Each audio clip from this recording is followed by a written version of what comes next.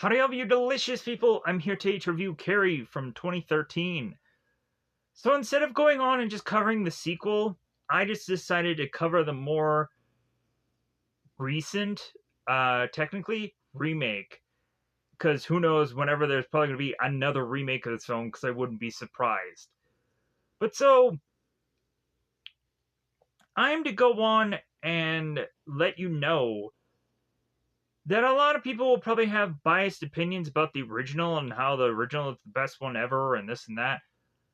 And a lot of people kind of chalk up this movie to just be like, well, it's the same exact movie, but done in a more modern way. And I feel like that is hard to argue, but then again, this movie compared to the original one is not the exact same, like, shot for shot film. There is a lot of familiarity or familiar stuff from prior to this. But it goes on to have me almost state that this is to try as much as possible to do its own thing. To the point of, instead of having a volleyball scene shot in the very beginning of the film, there is a scene with water volleyball in this movie that again isn't shot for shot the same. And then eventually, like, there are certain scenes that bizarrely I think end up getting cut in this film. Then I hated that it was cut. And then also I felt like that was actually a really good scene in the original movie that I felt like they were trying to go into in this one, but then all of a sudden it weirdly gets cut for time. And so I feel that more than likely, like, there might be some extended version of this film or unrated thing of this movie that I think may go on and be a better film somewhere. But anyways, I feel like this movie is a actually solid, good film. I really did like it, and I really would have wished that there were a little bit more of backstory with Carrie, and help me more understand why this character is to go on and be so hated the way she does. But then again, also there is less about certain other characters in this film compared to the original. Like, Chris's friends, like, or Chris or Sue's friends, like, really don't have much additional stuff going on compared to the original thing. And also, like, I think there's a lot of characters that I think end up being a less than compared to the original. Like, Billy is to have been a person that I wanted him to be a much more dark, much more edge like character. And still, like, we get less than with the Billy character, and it's just like, man, like, they could have really gone and done something really different with this Billy character. But if anything, they just kind of did mostly a lot of the same. Like, there, yeah, is a part where Billy's going on and telling uh Chris here, the fact of the matter is that they can possibly going to jail for what they've done, and they need to get out of Dodge, get out of town, and this and that. And really, I thought that was actually interesting and a little bit different than the other movie. But so, the modern stuff. So, of course, we do have a lot more CGI in this movie. We get to see, I I feel Carrie's power is more used in this film. And also there, I feel, is a way that they're kind of flipping scenes around and giving us different approaches to certain scenes than in the original film. And actually could go on and state, like, you know what, I think that might either be a little bit better or may go on and just be just kind of the interesting thing about this version compared to the original. Like, I'm trying as much as possible to not go on and, for this film specifically and the original, to try to, like, state that oh, the original is better, and like it's like f all the other ones. No, like really, I'm going on and just trying to like pick and choose like how these are to really be, because ultimately I want people to go on and watch both films. Regardless of how, at some point, yes, this is still a film about a girl's time in the month.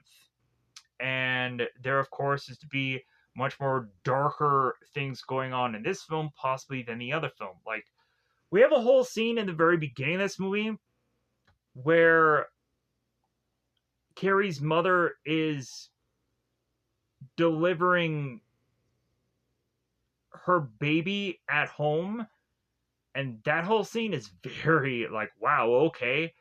But then on top of that, we find Margaret, again, Carrie's mother, who ends up hurting herself through a good chunk of this film.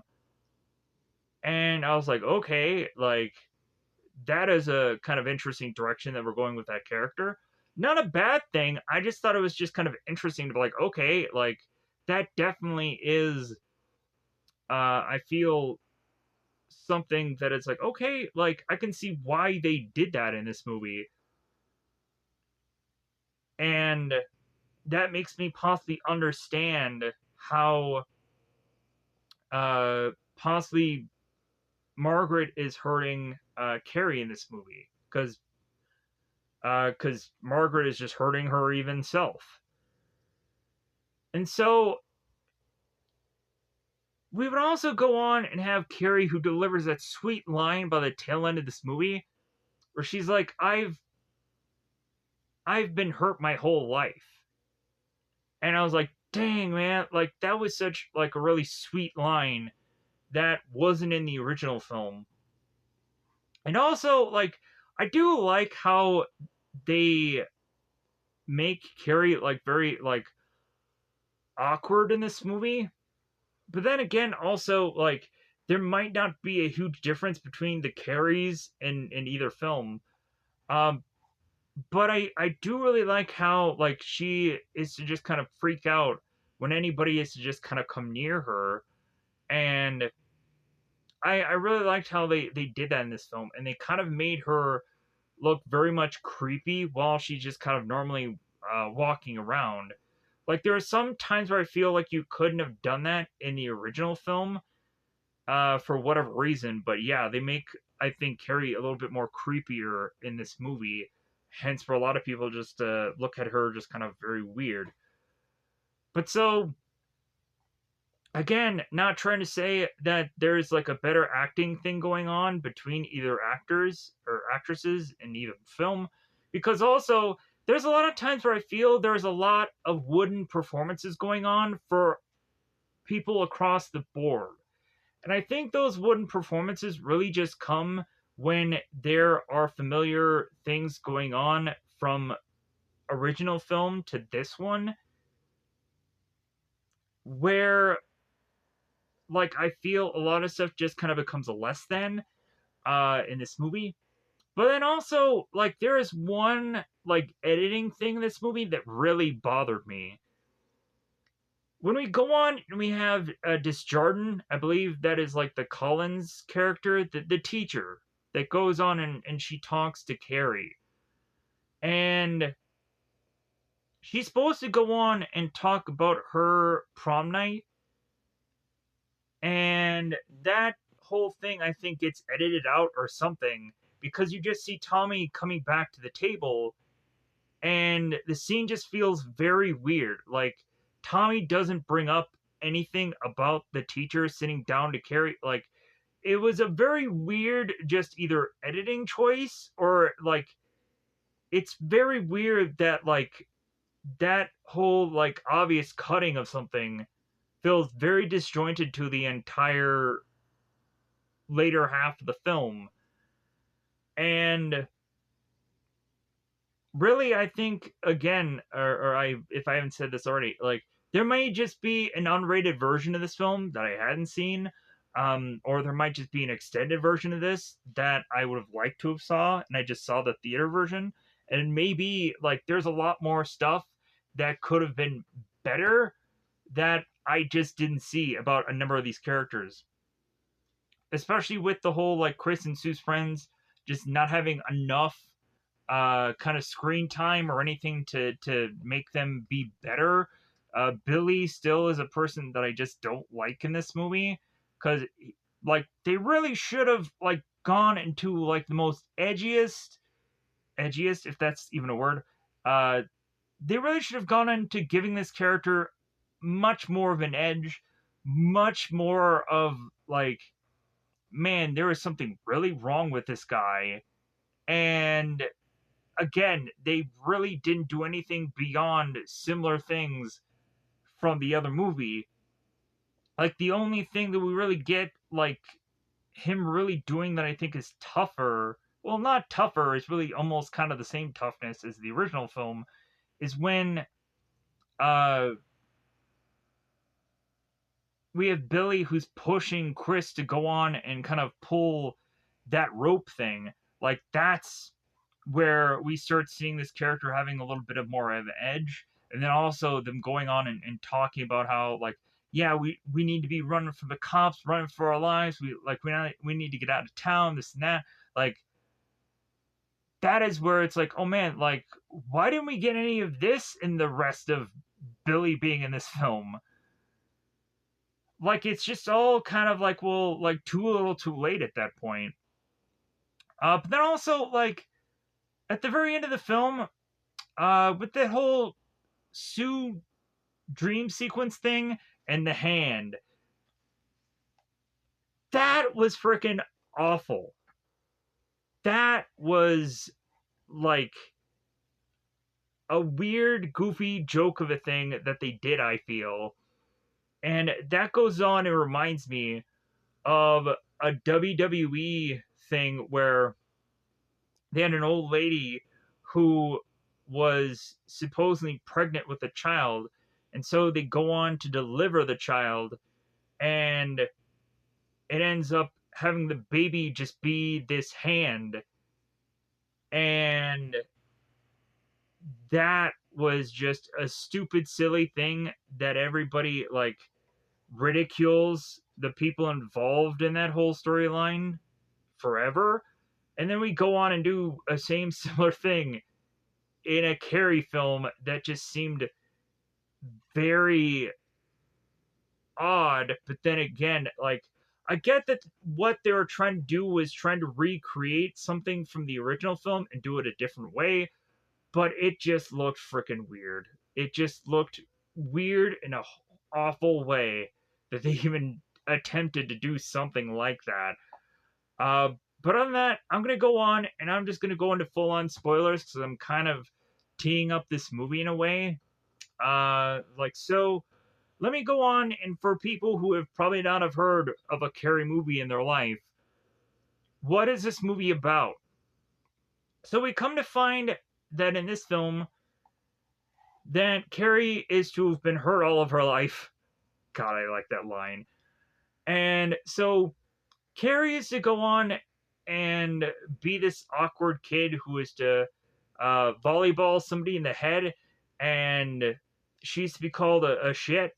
And so she ends up not having some bits of knowledge that certain other women her same age has about their time of the month. And so that leads her getting hazed uh and humiliated because of it, to the point of them going on and in this film weirdly having somebody go on and videotape the whole happening, and then they have to go on and use this videotape so much, or videotape, they have to use this whole video throughout this entire film to just kind of keep coming back to it. And I was like, okay, that is very weird.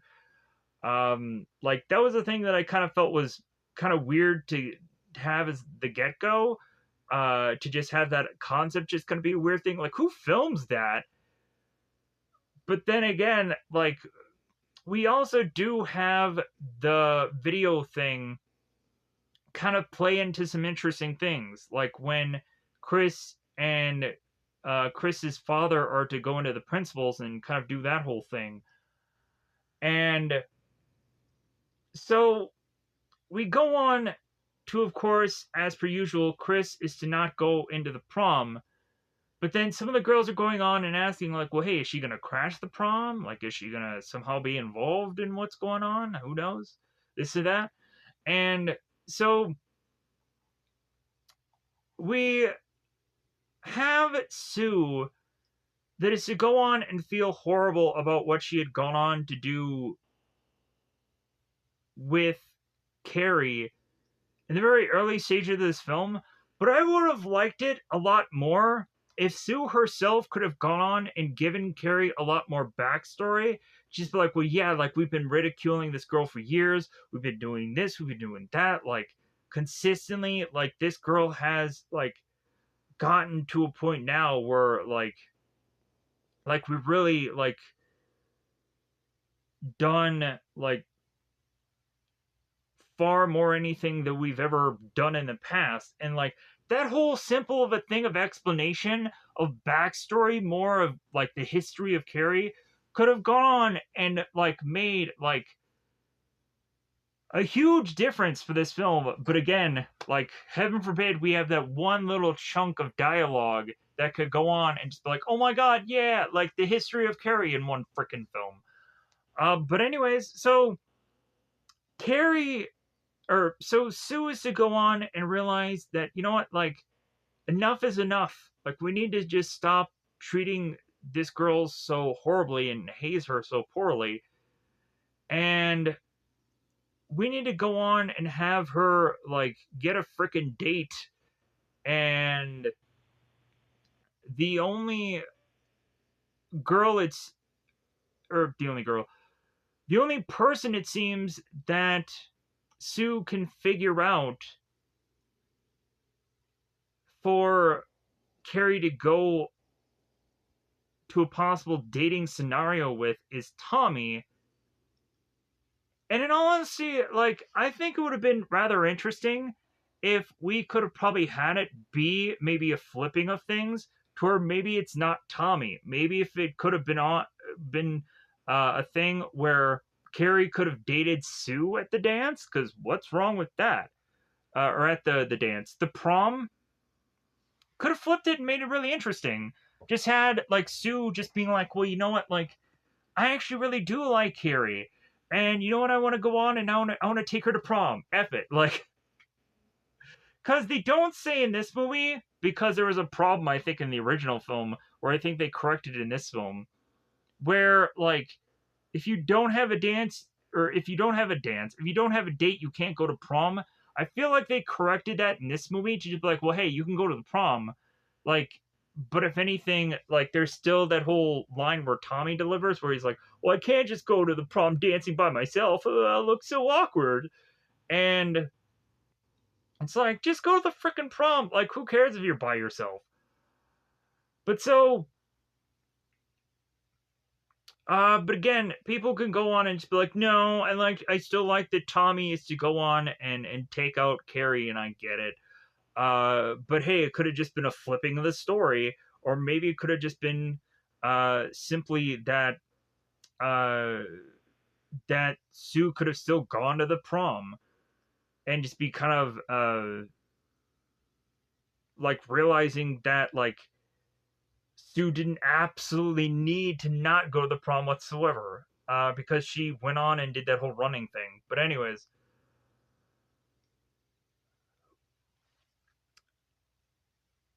we of course go on and have Carrie, who is to eventually, like in the same similar amount of other movie, go on and eventually become prom queen. But then this all leads to a horrific act right after that.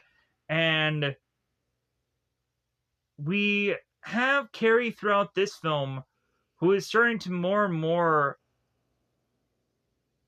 like have a more control over her power than I think in the original film, where like in the original film, like I think a lot of it was just luck coincidences of her power just kind of kicking in at certain moments. Where in this movie, Carrie is to seemingly be able to control her power, which also makes her more evil, I think, in this movie than in the original film.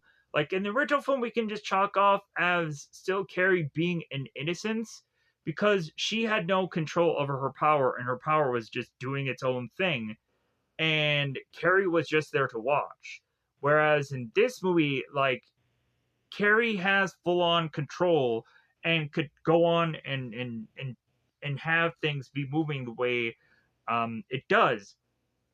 I think that is also just kind of a cosmetically better looking kind of approach than in the original film, but still, like, it makes Carrie more evil in this film than in the original, and I kind of liked it better in the original, where like she didn't have the real, I feel, control of the power. But anyways, that is what it is. But it also just gives us more time in this movie to showcase Carrie's power set, which I never really liked that in superhero movies. I really didn't.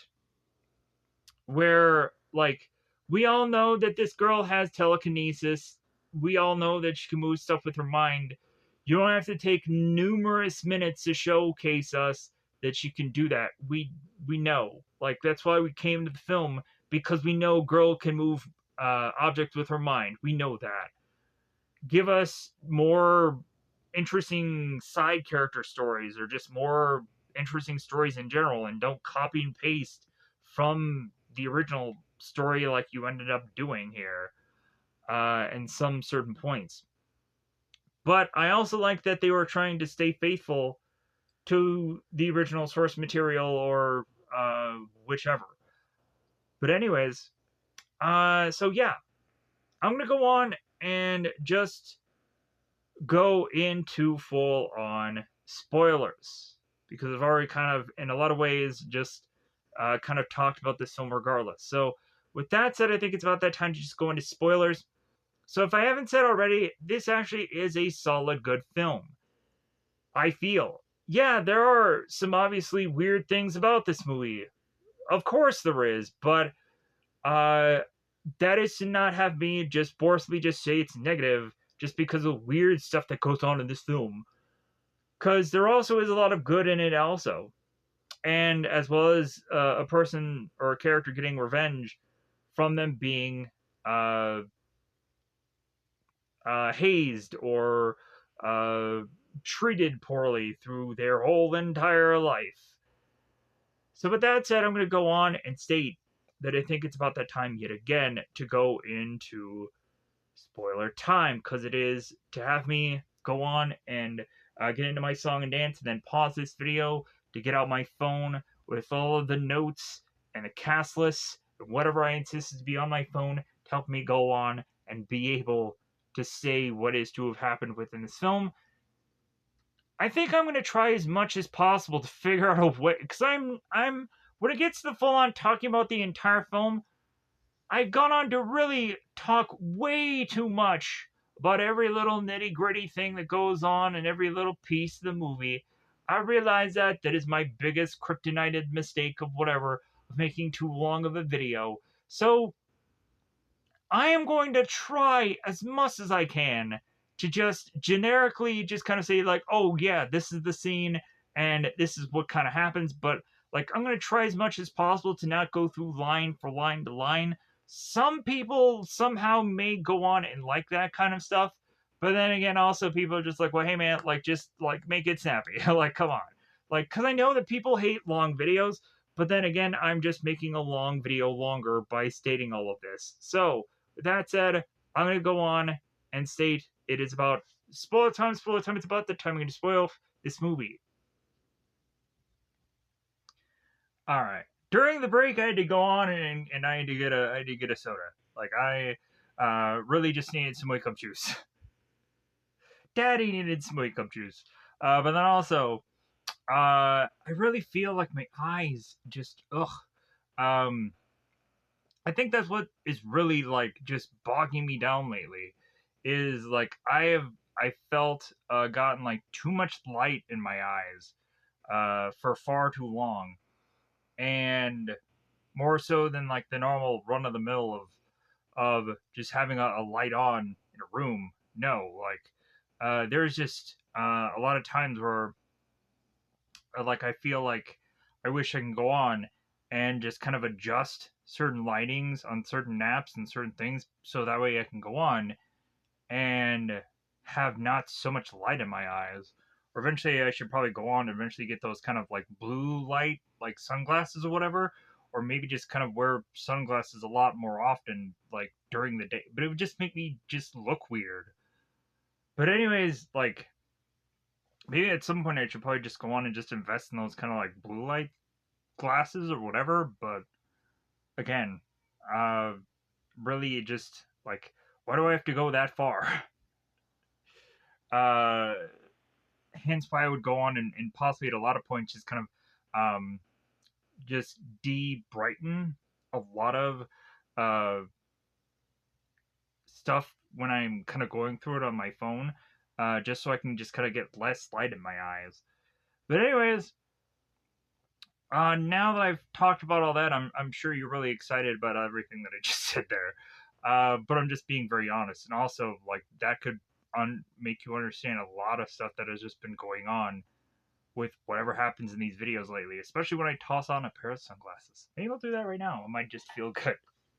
But so, the beginning of this tale, the beginning of this movie, we would have Margaret, Carrie's mother, and she, of course, is going on and delivering Carrie into the world, and she is doing it just at her home bed, doing a at-home delivery. And so Margaret is going on and basically calling Carrie a cancer. It's very weird. I know that I'm probably weirdly laughing here, and this is a very dark and whatever scene.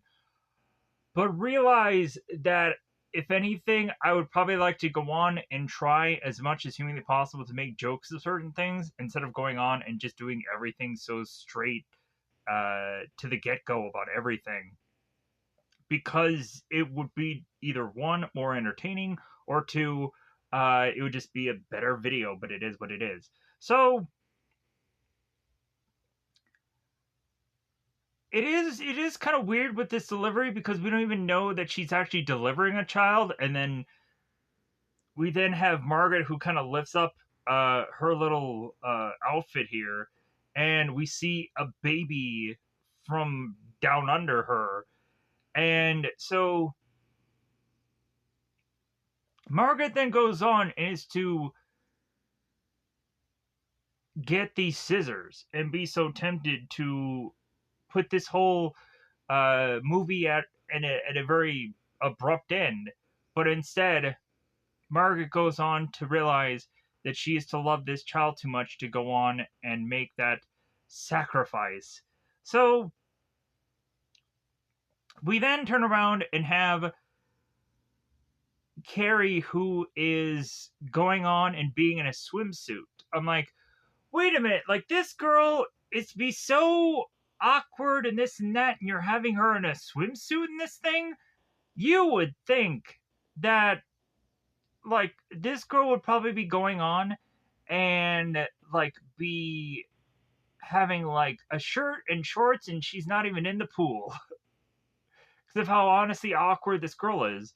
Uh but yeah, she's just in the swimsuit. She goes on and she's putting her cap on like all the other girls, and like I also didn't want to go on and make Carrie just super awkward to where like she has to be so drastically different than everyone else that she can't go on and do what normal girls do.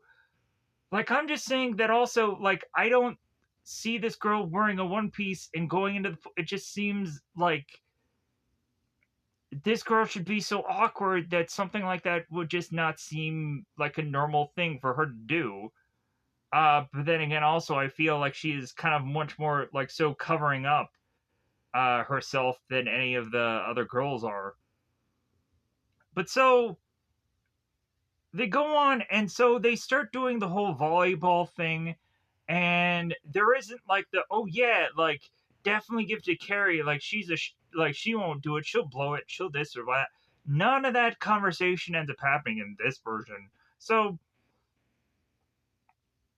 what they do is they smack it to Carrie, and it drops into the water, and so they're like, well, hey, like, uh, so the teacher ends up going on like, well, hey, yeah, like everybody has to kind of get involved in what's going on here. So uh definitely go on, and Carrie, you gotta serve the ball now. So Desjardins ends up kind of saying that now. I wish that Desjardins would have honestly had a first name, so I wouldn't have to go on and call her Desjardins, because that name sounds freaking awful. It does. God, like some of these names in this movie are not better. I don't care if it is uh matching up even more so than the original movie does. Like some of these names are just freaking awful. That they kind of changed here. Instead of Norma, I think we have Tina instead, who's kind of the Norma character. The name is to make the person sound even more generic. So, and I don't even know how common a name like Tina really is. And if your name is Tina, I'm not trying to insult you in any manner, unless I probably already have insulted you, and it's far too late for me to back out from that now. So,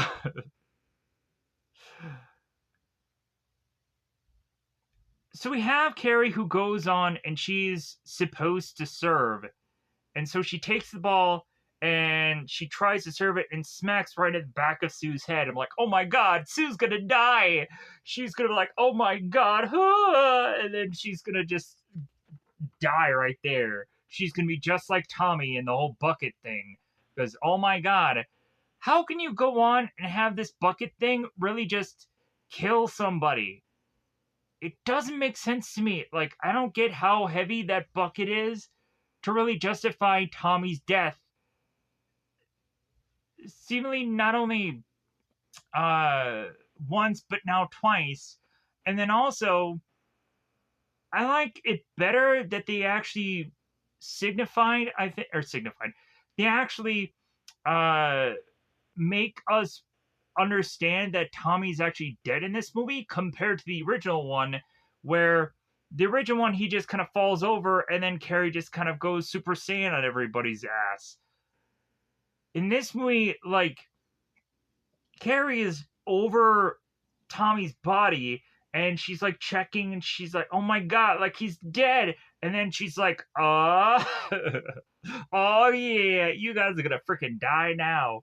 So, but anyways, Sue gets backed on the back of the head, and so it feels like they're all kind of just joking and ha ha ha around.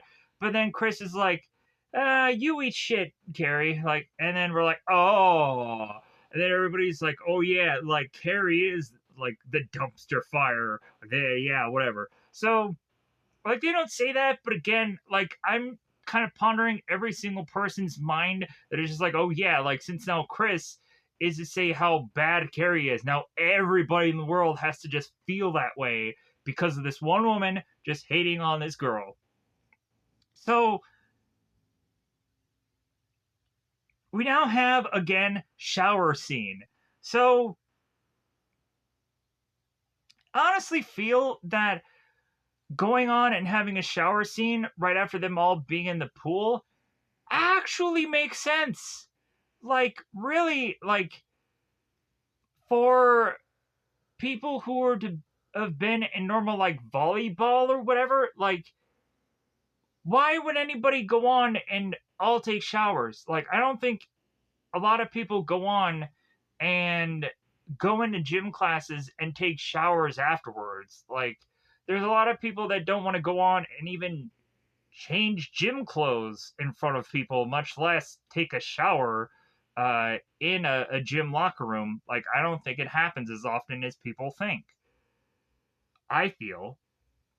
But so we of course go on, and so Carrie is getting into her shower, but then again, we're not seeing the end of where she's really getting, because rating of film.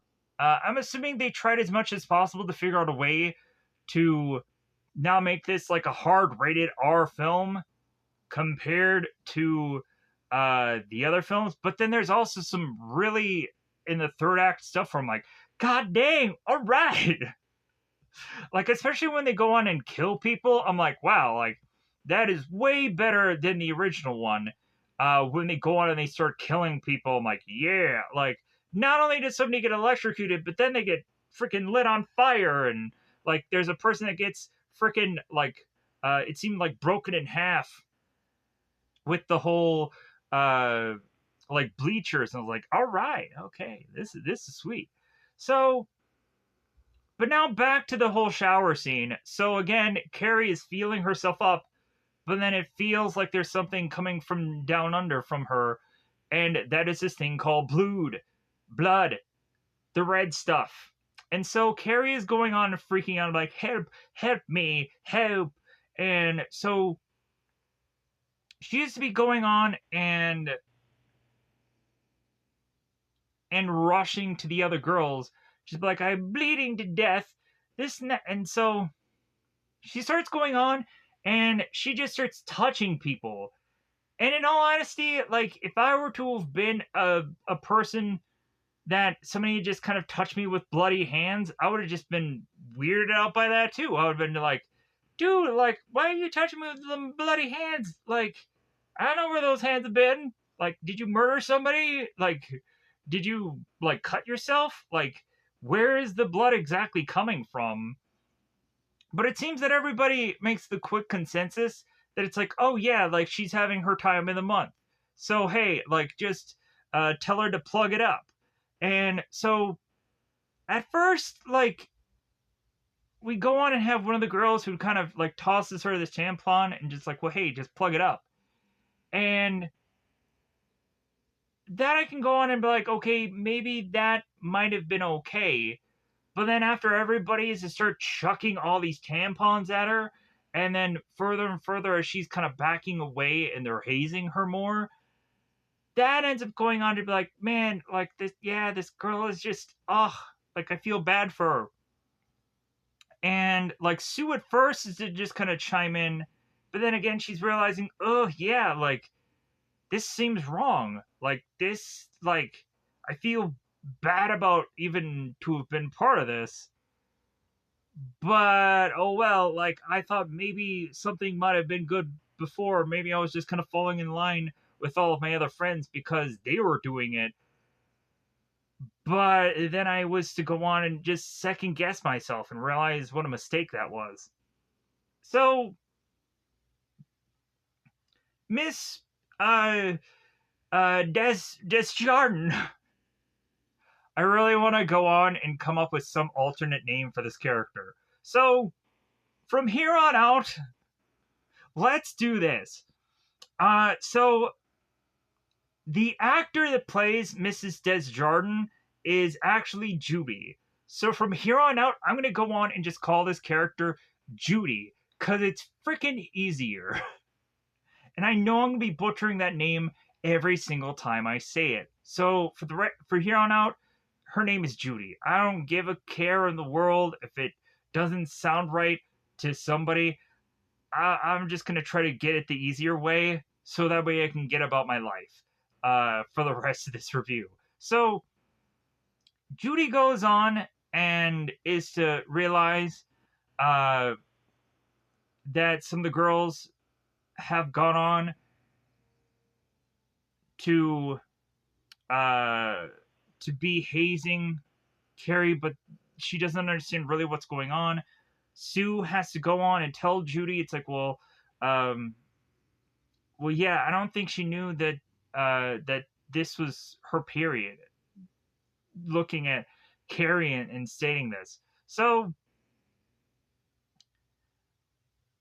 Judy is going on and realizing that the girls are bizarrely like filming this with their cell phones and also just hazing this girl and chucking all these tampons at her. So Judy then goes on and is to finally get to Carrie and is to figure out a way to just kind of have her snap out of what has gone on. And she slaps a face, and then Judy then turns around and regrets that she had even gone on and done that later on, which I actually liked that. I actually liked how she recognized what a mistake that was. Whereas in the original Carrie movie, we have the Collins character that is just like, well, you know what? In all honesty, like, I can see how the girls could almost be right about what they did with Carrie. And I'm like, that kind of sounds kind of wrong coming from that character that is supposed to be more of like a sympathetic or an empathy kind of character and whatever. But like in that early stage, it's like you could realize that this teacher like could have easily have kind of swung either way at one point of this film in that film, and that just seemed kind of wrong. Whereas in this movie, it seemed that much more so in this one, she's very much a person who is to kind of realize her even mistakes and apologize for it. So we have Morton, who is to be this principal character, and Morton is bringing in Carrie to his office and is asking her, it's like, well, hey, like, would you like some juice? Would you like some aspirin? It's like, what is this, the nurse's office or the principal's office? And so Judy is even telling, like, Morton here, it's like, really? Juice? Like, what are you going to offer? $1 million afterwards? Like, because she's probably going to figure out a way to just sue you with the no money that she really rationally has here. So, but if anything, I honestly like the fact that Morton, even though he does make the mistake with calling her Cassie like he does in the original movie, like he doesn't do it repeatedly, and also like he's really to be very nice to Carrie's character, much more so than I felt that the principal was in the original film, and is also probably even much more so trying to understand uh in his own kind of way, like, and be sympathetic and whatever. uh but if anything, it's like, well, hey, maybe she just wants us to leave her alone, because going on and just kind of bring this horrific event up repetitively could really go on and harm a person. I'm sure if anything, Carrie wants to as much as possible to quickly forget that this event even happened. But so we have Judy that is to go on and apologize for the whole slapping, and then she ends up saying, it's like, well, hey, like, you have to go on and realize, like, you bleeding, like, is a normal thing for a woman to do. uh like, has this been your first time ever having that occurrence happen? And uh like, you need to understand that that's like to be a normal happening for your body. So, and so Carrie's like, well, I felt something kind of moving down there, and I felt this and that. It's like, oh, okay, all right. So, and then Morton is just like, well, yeah, maybe you should go on and kind of speak to a counselor or somebody about this. Maybe a person that can just easily guide you through this specific time, because logically, like, hey, like, whatever can have us help you more so than and help you understand. And so, like, they're trying to go out of their way, just bend over backwards to figure out a way for this girl to, like, to get the best help that she really needs, I feel, compared to the original film. So,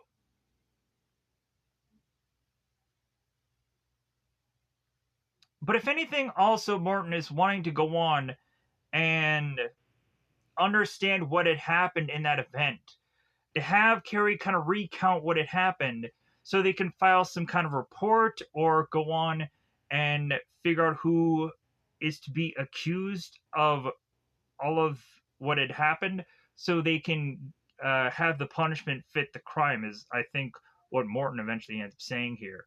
So they of course end up going on and asking like, okay, who started throwing here, who started throwing the tampons, and so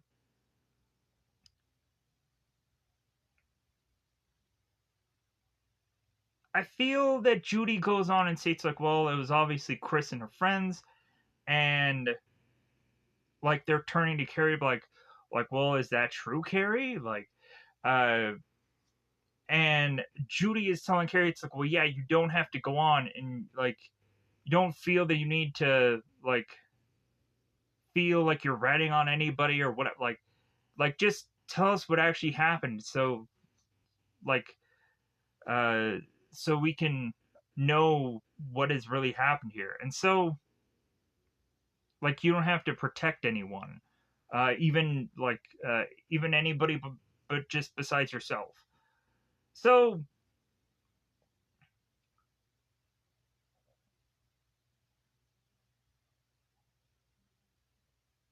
but if anything, it doesn't really seem that Carrie really wants to point a finger at anybody here, and really Morton just goes on and is to just appoint Judy's character, just be like, well, hey, like you need to go on and just kind of get to the bottom of this, and again, let the punishment fit the crime. So we have Judy that turns to Carrie. It's like, well, yeah, like also, like, I want you to go on and just kind of be excused from PE for a week, and usually just go on and just kind of take study hall instead of the actual classes. You can just kind of go to the library. So, and also, Martin ends up stating that they're gonna have to call her mother, and Carrie's like, "You're gonna call my mother?" It's like, well, yeah, we're gonna have to. So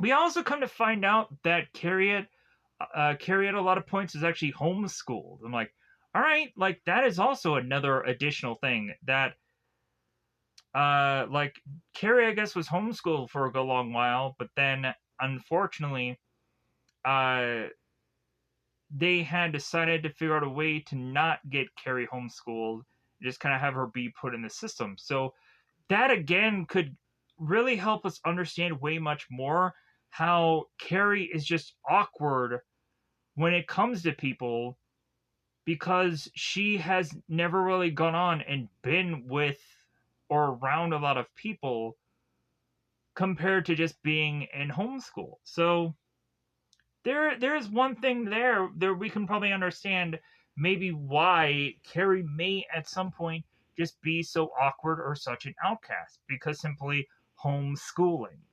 So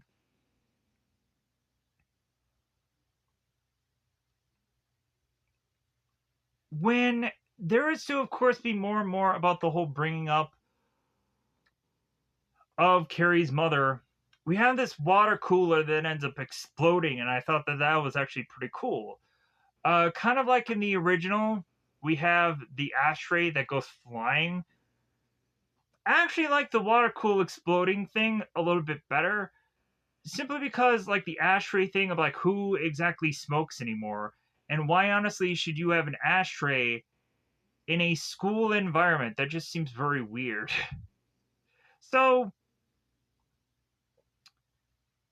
pushing on. So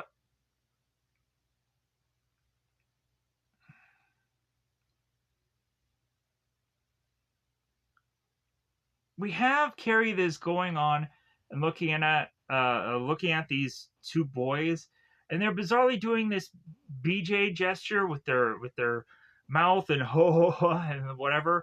And I was like, okay, like what was the point of that? Why did that needed to be a thing? But then also we have Carrie's mother making her way to get to Carrie here. So Also, I think it would have been nice if they would have stated that Carrie probably take the rest of the day off from school because like that's what they said in the original movie, but I guess in this one, like they just say like, "Oh, just don't go to PE for a week." But so Carrie and her mother are making their way to their car, and we have Judy who's just kind of watching on from a distance. And so we have Chris that is going on and having that video being shown to all of her friends from her cell phone, like, yeah, look what I did to this girl. And then Chris goes on and she hands it to her her boyfriend Billy, and is to show her the video of that. And so I'm like, why would you show that to people? That is so weird. But then again, I guess Chris wants to go on and see the reaction of all of those people to then again eventually help us understand why Chris goes on and uploads that to YouTube or whatever. In all honesty, you would probably think a video like that via a streaming thing would be quickly taken down. But then again, there's a lot of people that upload all kinds of things onto YouTube bizarrely, like stuff that I do. So, with that said, we have Carrie's mother that just kind of looks on at the girls and makes her way into the car. So, uh, Carrie apologizes for mother even needing to go to kind of to get her today, and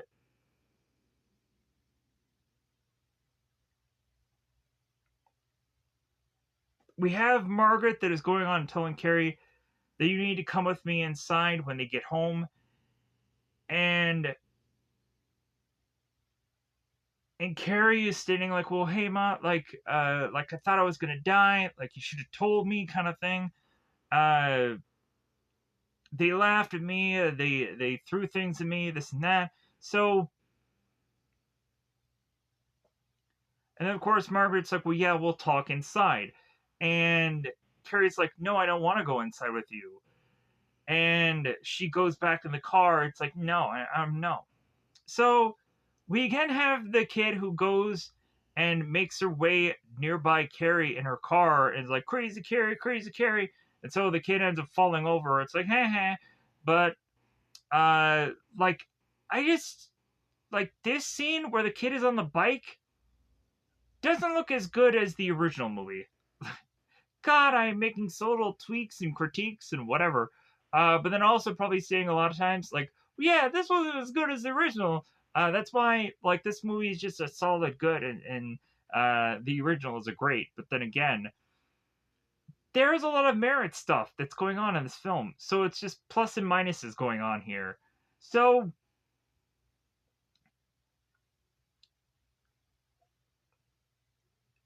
eventually, Carrie goes into the house, and her mother is doing some head banging, just doing some banging on her head to the wall.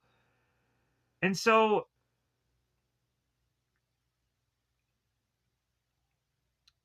Carrie is like, "Well, I don't want to upset you, Mama," but then this eventually all leads to her being forced to go into the closet. I'm just kind of fast tracking a lot of this because a lot of this is the exact same kind of stuff that was said in the original film, where we have Margaret here is talking about uh, the curse of blood and that Eve was weak.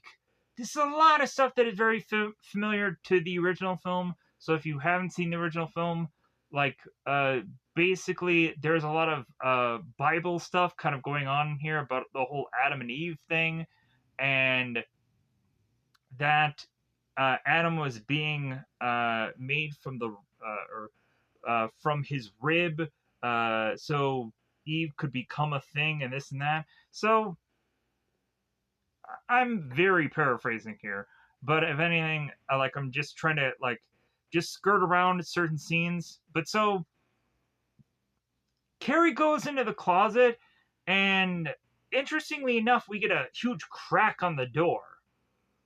And I was like, okay, like, that is kind of unique to see that crack on the door. But they end up also in the movie using that whole crack thing. And I thought that was actually brilliant. Like, where we get to the part where the mother is like grabbing the crack and trying to open the door. I was like, oh my god, like they actually used that whole little thing and actually made it to be just one little interesting thing that kind of just changes this movie. Then also the whole Margaret going into the closet later on in the film, I'm like, oh my god, that actually is really good. I actually really liked that part of this movie. But so Carrie goes into the closet, is looking at JC, and JC is bleeding. Don't know why, but he's getting a little blood on his face and all over the place. So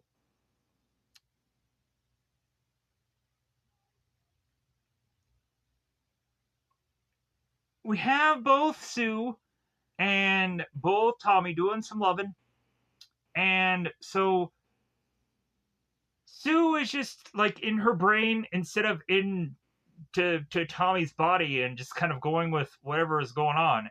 And so Tommy's asking Sue, it's like, well, hey, like, what's wrong? Like, there's obviously something wrong going on, and it's not the motion of the ocean. So Sue ends up telling Tommy, it's like, you know what, I really messed up today, Tommy. And so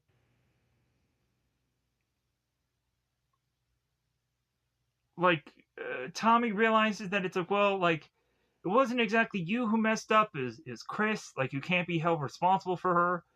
And also he ends up stating that like Sue was to have been a person who threw tampons at Carrie, but also at one point Tommy had gone on and kicked a kid in the ribs once while he was knocked out. And like it was a whole thing about him, Tommy, who had gotten bullied in the 6th grade by this guy. So he eventually just kind of went on to just kind of beat up a guy named Danny. So neither one of them ever apologizes to either Carrie or Tommy Danny, but like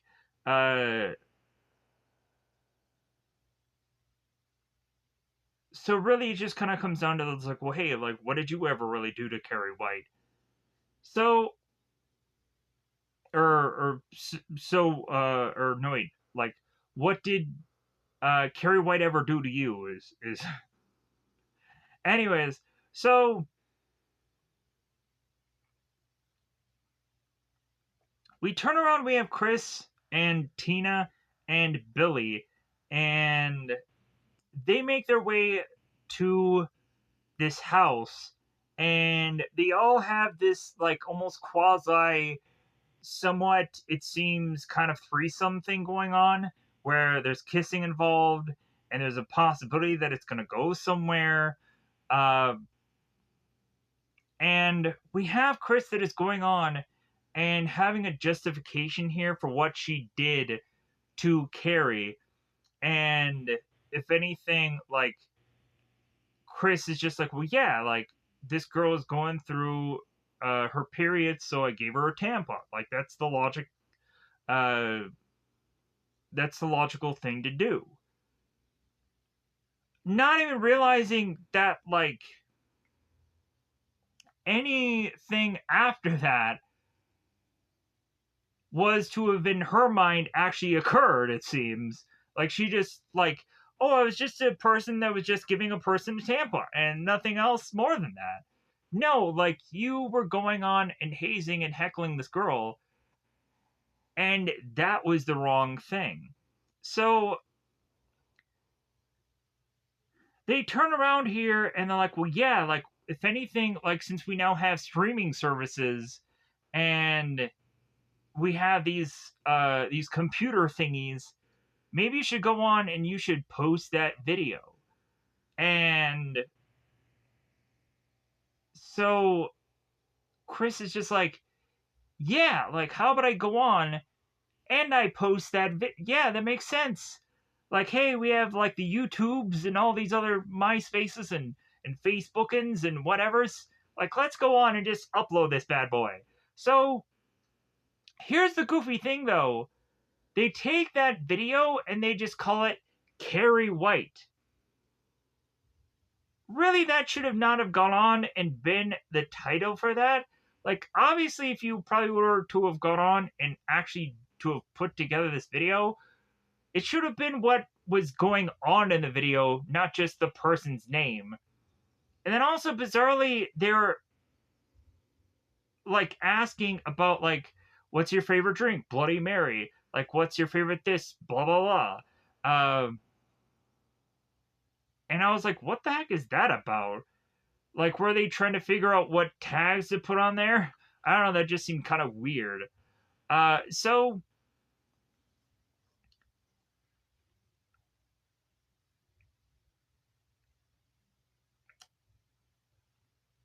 we go on to have Margaret, who is going and making dresses, and she's tailoring, and she's listening to Christian music or whatever. So the mother goes on and then goes into the closet and is to see her daughter and tell her that she does love her and this and that, but she's also treating her like garbage. So I think that this movie is an hour and 40 or something. So again, I'm gonna try as fast track as much as I can, but also I think there's certain scenes that I would feel just awful if I didn't go on and talk about. But I want to skip as much as I can. So we have the girls that are going on and they're getting their punishment, their consistent like up downs of them running back and forth for however long, for a week or whatever. So we have Judy that is going on and talking to the girls. It's like, well, yeah, like you guys are having a big week coming up, huh? A big month, actually, huh? And so, like, prom's coming up, then your graduation, like, all these things are just kind of lining all perfectly together. And you probably all have dresses and this and that, and like, and so we of course go on and have Judy like the original film, who turns to like Chris and Sue. It's like, oh, who's the lucky guy? Or they honestly should have said, who's the lucky person? Because in all honesty, it's 2013. You could have a dude or a gal or a goat, maybe, I don't know, whatever you're into. So,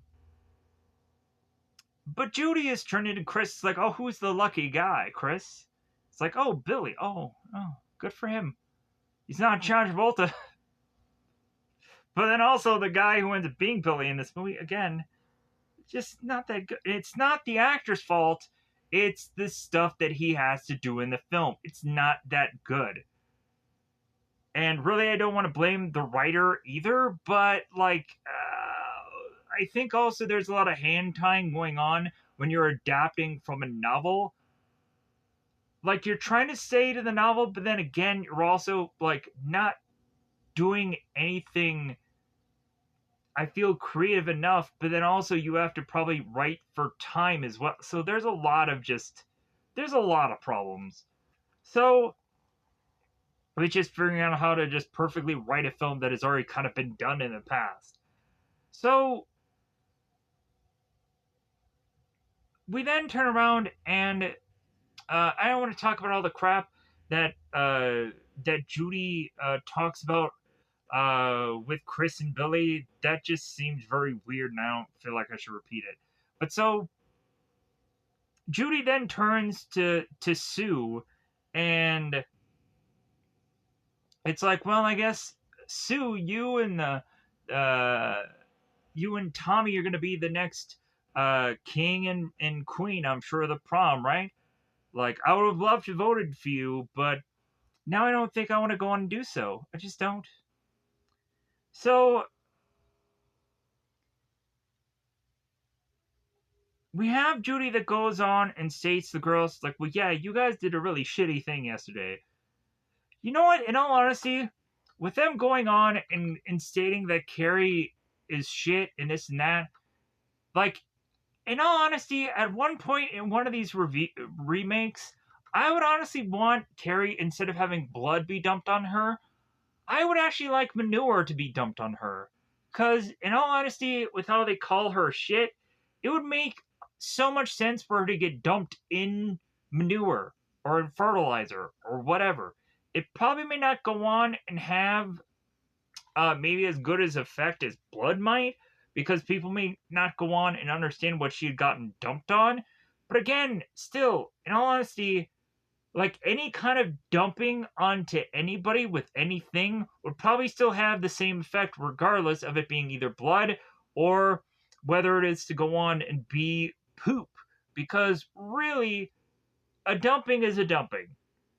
But then again, also, like, people could go on and, like, not see that the blood being dumped on Carrie is to be specifically pig's blood. So I don't get why they have to go on and every time go and get pig's blood in this film, because in all honesty, like, it shouldn't matter what blood it is. It could have been a blood of any animal, or really blood any kind of whatever.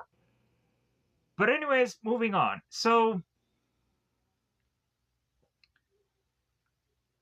But then but then come to find out, like, Judy is to find out that they had posted the video online, and it's like, okay, well, in all thanks to Mrs. uh Hargensen, they're going to go on and run all these kind of things all week. So we have Chris is like, well, I don't even want to be a part of that, and so Judy's like, well, that's up to you. That's up to all of you. Uh, but eventually, you not going on and doing these runs will end up getting you suspended. So, and as well as also being suspended, not being able to go to prom. So, just kind of think long and hard before you go on and make any harsh decisions or rash decisions. And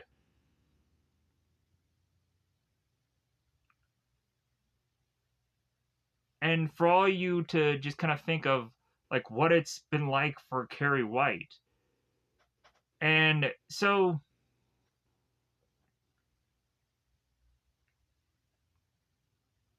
we have Margaret that is going on and turning to Carrie, and it's telling her, it's like, well, hey, I'm going to leave work early today and pick you up after school.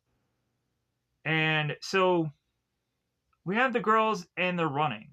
And we, of course, have Chris, as per usual, who's like, well, she can't do this to us. And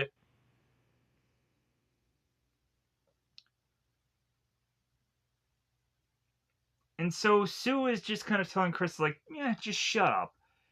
And just shut up and just kind of do this. Like, if anything, everybody should really just be against Chris here.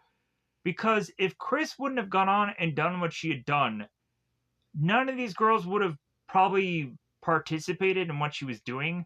And they would not have gone on and had to have done this. So, and it is kind of funny that since Chris is to really be the person who started all of this, for her to be the one fully against this compared to anyone else, everyone else is like, yeah, let's go on and let's run these and just be over with it. Where Chris is just like, no, man, I'm going to just completely rebel.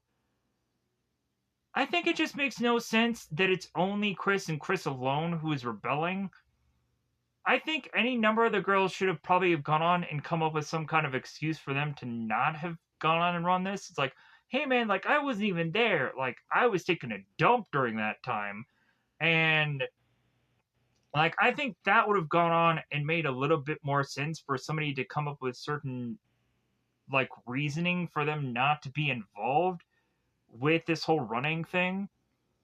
Because yeah, like it would have actually made some kind of sense here to have people trying to figure out ways to get out of this. So, but again, like the girls or Chris specifically is going on and saying like all of this is because of Carrie White. Like, come on, like again, making Carrie White out to be or Carrie to just be kind of a less than person. Which like that's what I honestly think is a better writing in Chris's kind of way of doing this film compared to the original Chris. Uh, but then again, I can go on and just kind of hate that character even more for just her blind ignorance of like thinking of her way or how she thinks throughout this film that she never did anything wrong. But anyways, uh, we finally get Chris that is going on and stopping all this, and I don't think she gets slapped in this film like she does in the original. But so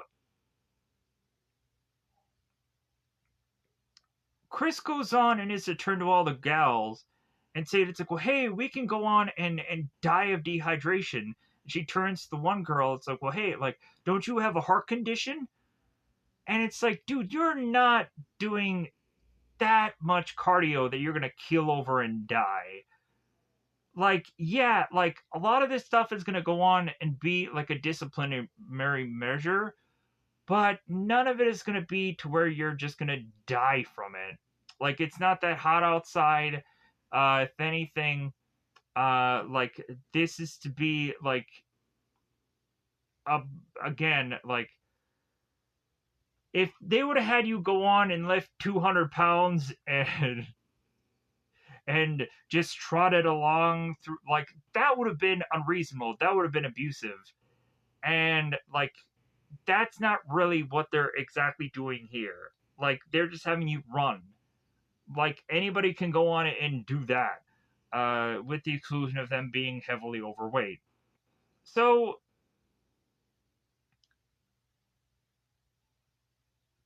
but again, Chris is like, we didn't do anything wrong.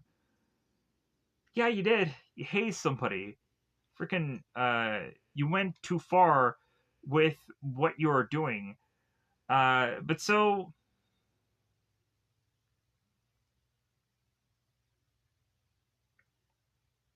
but again, so Chris turns to Sue. It's like, well, hey, you're with me, right? Sue is like, no. So Sue ends up kind of grabbing people. It's like, hey, let's start running. And Chris is like, this isn't over, not by a long shot. Kind of those goofy kind of characters. So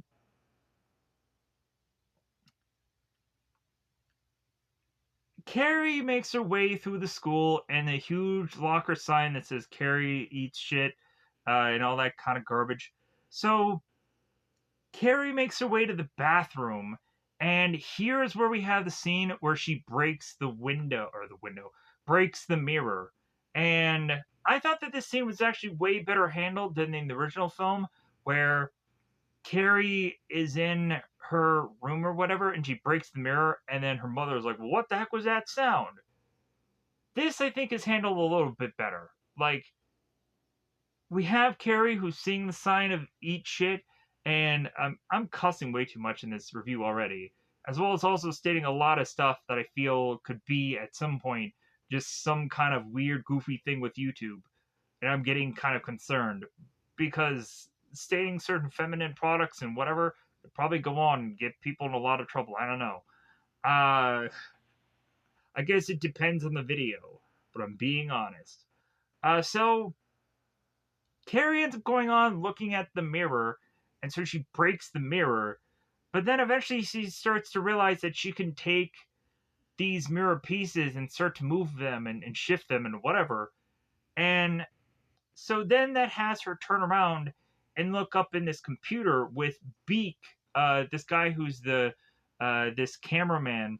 And if you don't know who Beak was, in the original Carrie movie, he was the guy who wanted to go on and have the tuxedo shirt and also be the cameraman for the prom, whereas like this guy is to be uh, this person who has a little bit more things going on beyond him just being at the prom with the whole camera thing. And I like that they kind of worked this guy in a way in this scene here. But I also would have liked if Beak would have done something with Carrie. Like, it would have actually been interesting if Beak would have actually taken Carrie to the prom, because it seems that he had gone on and was like showing her how to like full screen that whole video, and maybe that could have been a breaking the ice moment where Beak could have been like, well, hey Carrie, like are you going with anybody to the prom, and just be like, oh wow, like they really are changing this story, and then making it to be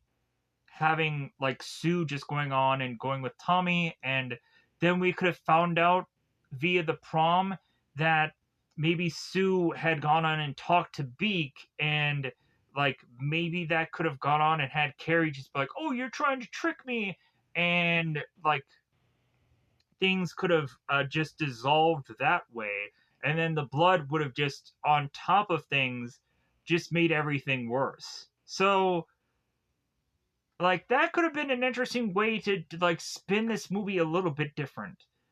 But so but anyways, back to the story. So Carrie is going on and looking up magical powers. Uh God, what is that one book from Ghostbusters 2? Magical Paths of uh Fortune and Power from Ghostbusters 2. She probably should have gone on and looked up that book. That would have been a funny reference to that movie. But so Carrie is picking up a bunch of telekinesis books, not sewing books like in supposedly the original book or in the original movie. And also, like Tommy met up with Carrie in the library, and uh, she ends up saying like that she's going into a lot of sewing books. But in this thing, Tommy picks up one of the books, like, oh, telekinesis? Like, is that like hypnosis? Or it's the same thing, right? No, it's not the same thing. Moving with minds, hypnosis is to just make somebody like fall asleep and do whatever you want with them. So Carrie is going on and watching a YouTube video of possibly somebody going on and using telekinesis. But then also, this might just be a magic trick where someone is to have a piece of wire on their finger and be able to uh, shift this piece of paper. We don't know. But if anything, Beak is looking at Carrie. It's like, well, hey, you know, you can hit that button there and make the whole thing full screen. He's like, oh, I'm sorry that I kind of interrupted you here. And then also like privacy Beak. Come on, like I understand that maybe Carrie could be a person that just kind of doesn't know what she's doing, but kind of Beak just kind of chiming in here just kind of seemed a little weird, Beak. But again, you're giving this person's lines in a film, and then also this should have set up something. It really could have. If you would have had Tommy here instead of Beak, all the more better. But anyways, we just didn't. Uh, so yeah, he tries to help her figure out how to hit the big screen button or the full screen button. So turning around here, Carrie's to go on and try to be figuring out her powers. So she's looking at the flag in the window and she's hoping that she's adjusting the flag floating in the air. And so we have this teacher that is going on and asking people to start going on and doing poems. And this isn't Mr. Fromm from the original film. I think this guy is completely altogether having a different name. And I think it's Mr. Ross. Or no wait, that's Tommy's name. Mr. Allman? Allman. Could have gone with from. Anyways, so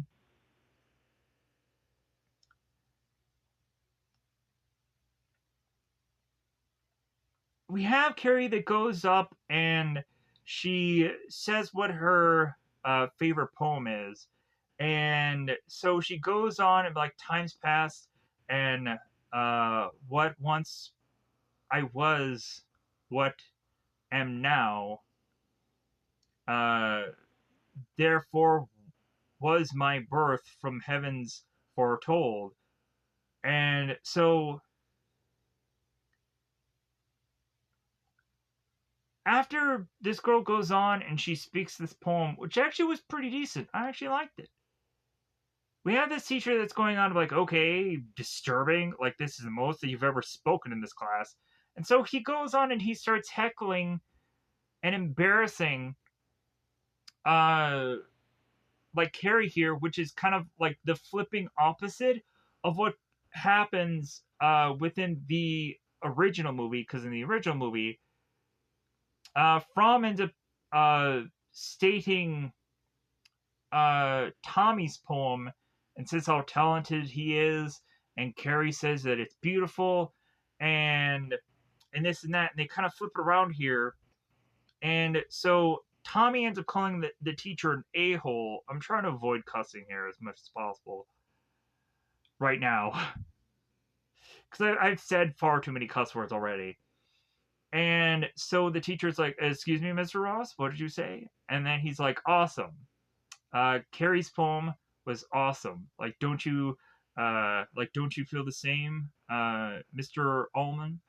So this gets the teacher to try and change the subject and is looking at the Wonder Twins to kind of come up and have their poems.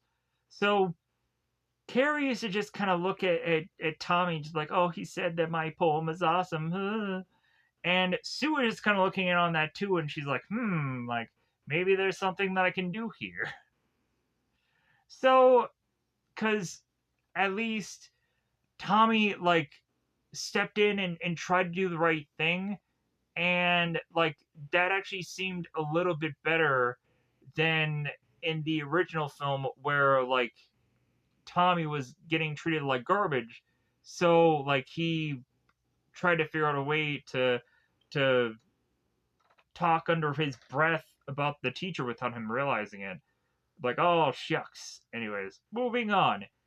So, Margaret is going on and doing some sewing at her laundromat slash tailor slash seamstress business. And all of a sudden, Mrs. Snell is going on and needing to pick up something. And we have Mrs. Snell going on and stating how Sue is a good girl, and Margaret is looking at Mrs. Snell. It's like, well, are any of the girls all good? So we then have Margaret who is taking a blade to her leg. It's like, oh my god, all right, like this girl's a freak. But then again, hey, whatever floats this person's boat is just whatever gets them through the day of just weirdly, bizarrely doing some horrific things to the bate.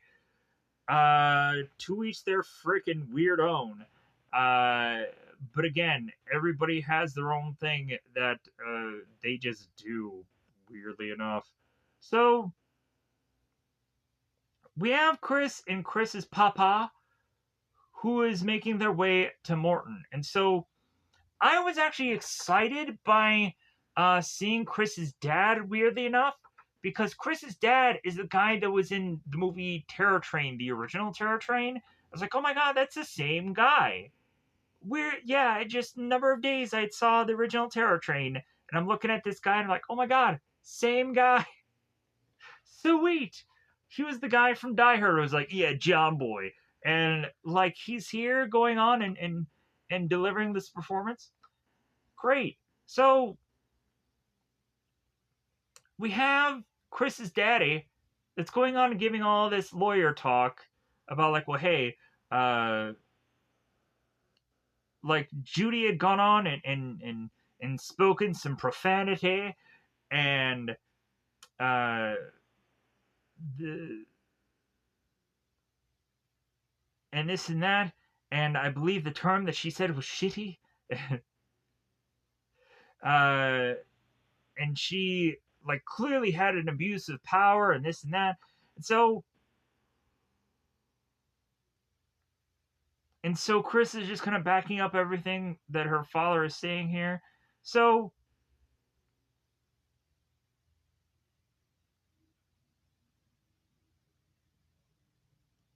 we have Morton that's going on like and stating like, well, like I took it upon Judy to go on and reprimand these kids, and so that's what she went on and did. And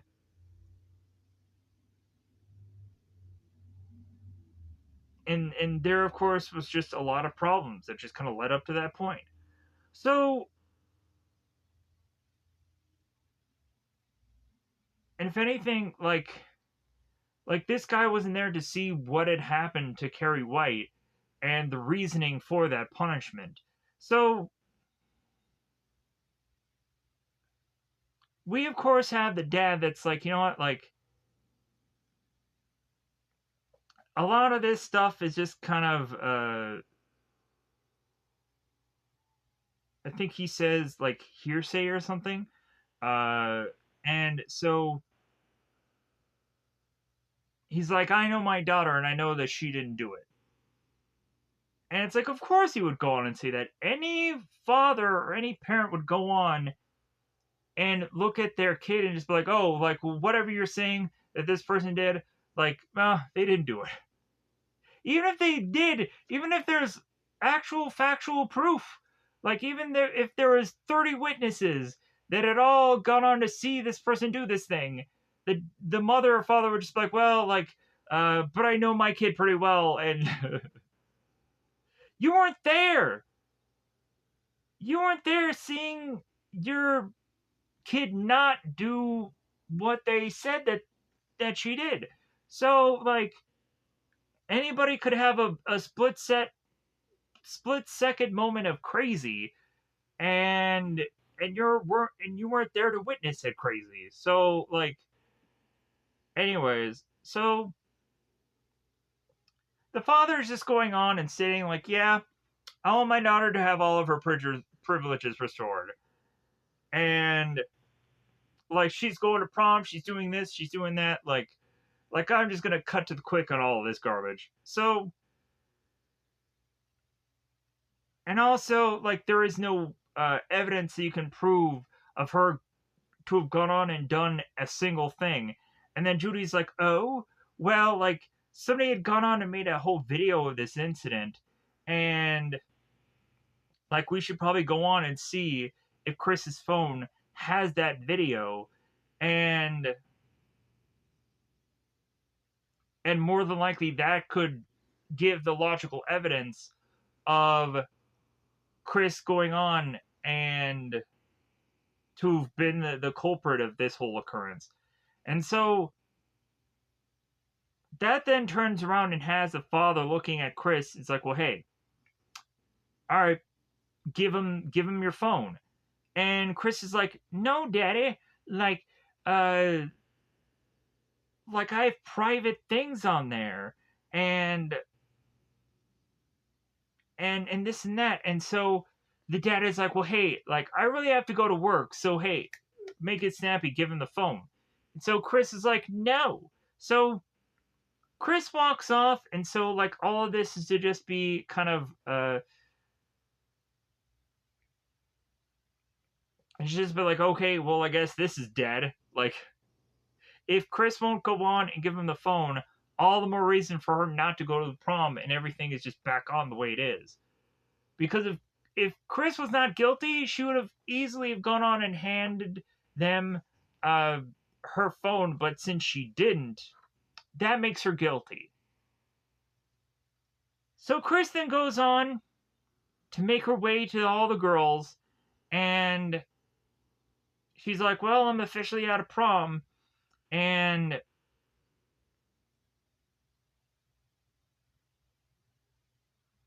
she kind of badmouths the principal, and she's stating that's like, well, like my dad is gonna sue him. It's like, for what? For what? Like, if anything, Carrie should really be the one suing this school. Why is Chris going on and stating that her dad is should be suing these people? Makes no freaking sense. So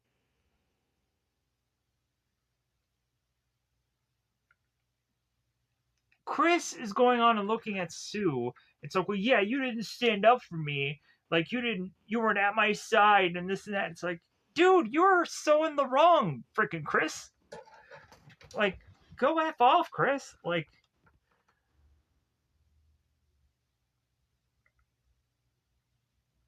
uh, it's like we could have had them by the balls. I thought that was so funny.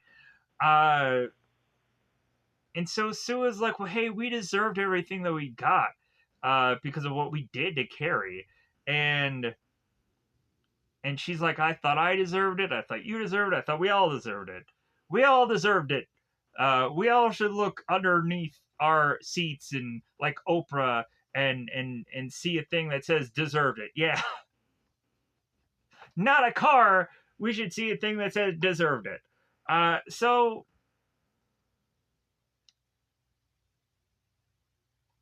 like we did a shitty thing for no freaking reason other than to just make fun of a girl who's going through a hard time. So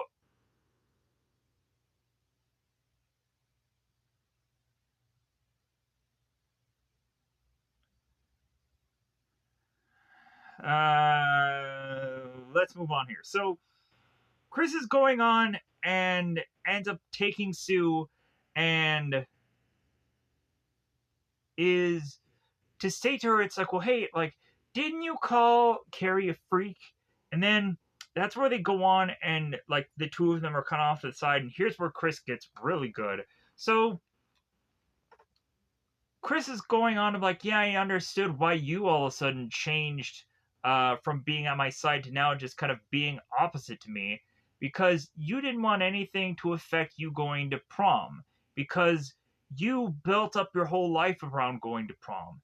You went on and you planned everything ahead of time of what your dress was going to be and what hotel you were going to stay at and the noises that you were going to practice to sound the best on that prom night, I'm sure. And this and that. So I'm like, the way that Chris just lays in on Sue right here just makes all the reason for Sue to be like, well, yeah, I'm glad I made this decision. I'm glad I decided to be against you because, man, like, you were just roasting me now. And we have Chris who's looking at Sue. It's like, well, yeah, you never gave a about Carrie. Like, and everybody knows it. And so Sue ends up leaving, and so Sue makes her way home, and she's looking at her dress and is like, well.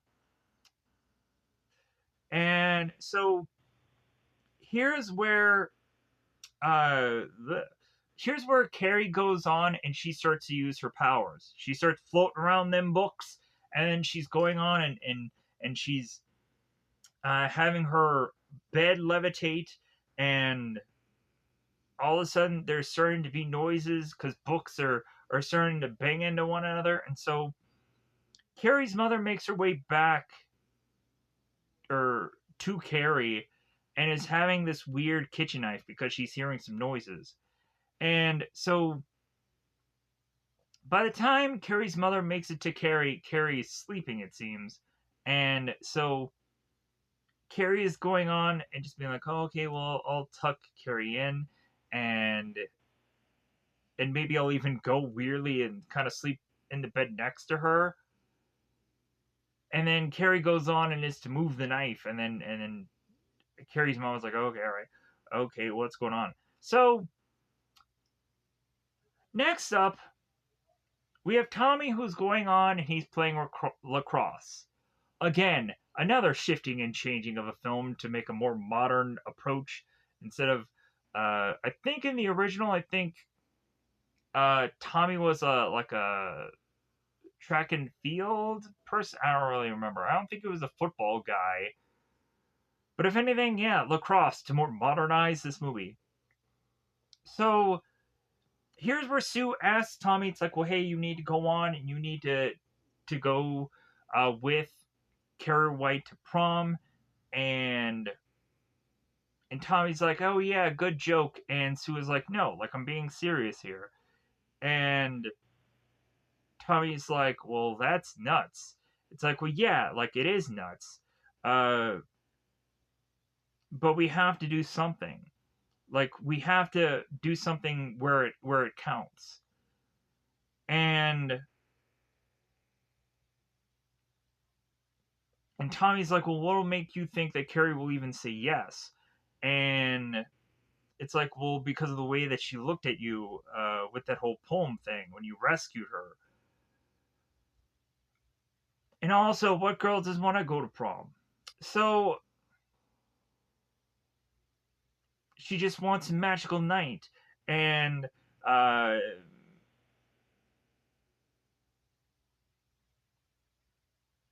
maybe I can just kind of give that to her and whatever.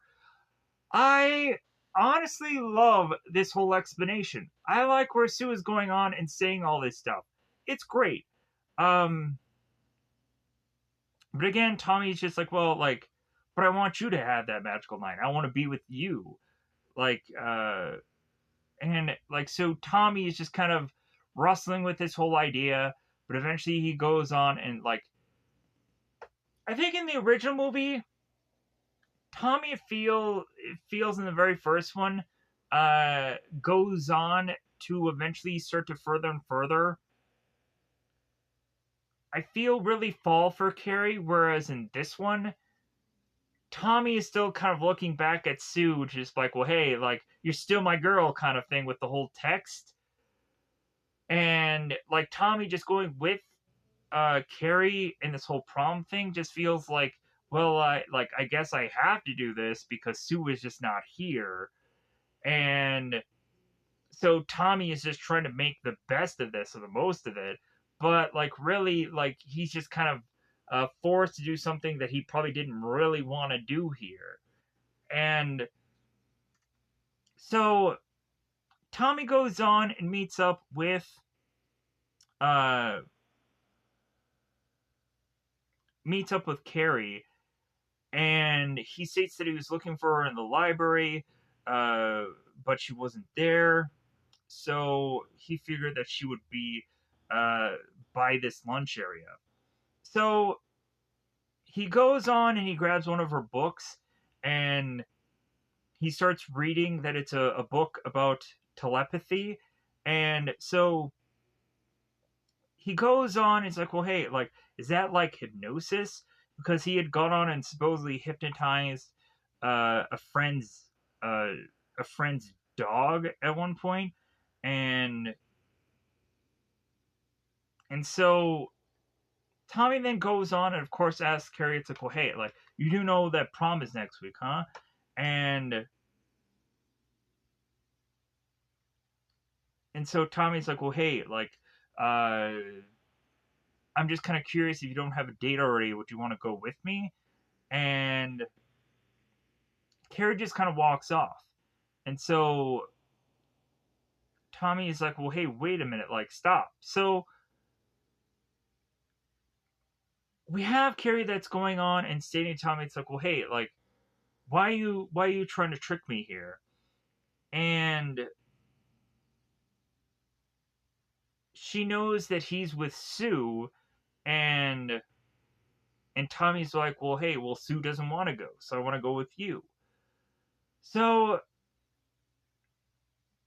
Tommy ends up giving Carrie back her coat, and so here is where Carrie is crying in the locker room, and she meets up with Judy, and she ends up confessing to Judy. It's like, well, yeah, like I was asked to prom, and Judy's like, well, what's so bad about that? And then they go to the mirror, and they're like, well, hey, if you go on and maybe if you just stood up straight and you maybe got some lipstick and some makeup and you just spent $1 million, I'm sure everybody would go on and like you a little bit more. So we then turn around and we have Judy that ends up meeting up with both Sue and both Tommy, and she's asking, it's like, okay, what what are you guys trying to pull here? And Sue is saying like, hey, this has no attachment to what uh to Chris or what she is going on and doing. Like, we're just kind of doing this with respect and this and that. So, and also Tommy's just like, well, hey, like whatever is going on between Sue and me, uh like you should have no real knowing of and this and that. Uh but if anything, also, like, we have Tommy who is stating that Tim Tebow at some points goes on and he brings people to the prom, and like Judy looks at Tommy's like, you're not a celebrity. And I like how they change that, like they kind of do the whole make a wish kind of things and whatever, and celebrities going on and going in and doing certain things for people who ask for it, bizarrely. I like how they kind of did that, but it was also kind of a little joke thing. And also like, hey man, you're not a celebrity. But then also we have a reference of Dancing with the Stars in this movie also, and that was kind of just weird. But then again, like, I guess just trying to figure out how to modernize with the times. So Tommy's like, well, hey, like, she didn't even say yes to me, and Sue is like, well, she will. Like, you're gonna try again. So Judy turns to Tommy. It's like, well, hey, like, what if you go on and you go to prom with Carrie White on your arm? What are people gonna think? Like, how are you gonna feel about like the possibility of people probably making fun of you and this and that? So let me pause here for a second. All right, like I was having some kind of background noise, and I was hoping that I can figure out a way to just kind of muffle that a little bit.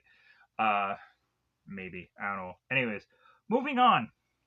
So here's a scene where Tommy makes his way to Carrie's house, and they're talking in her driveway. And here's, of course, where he goes on and he's trying to question her again for prom.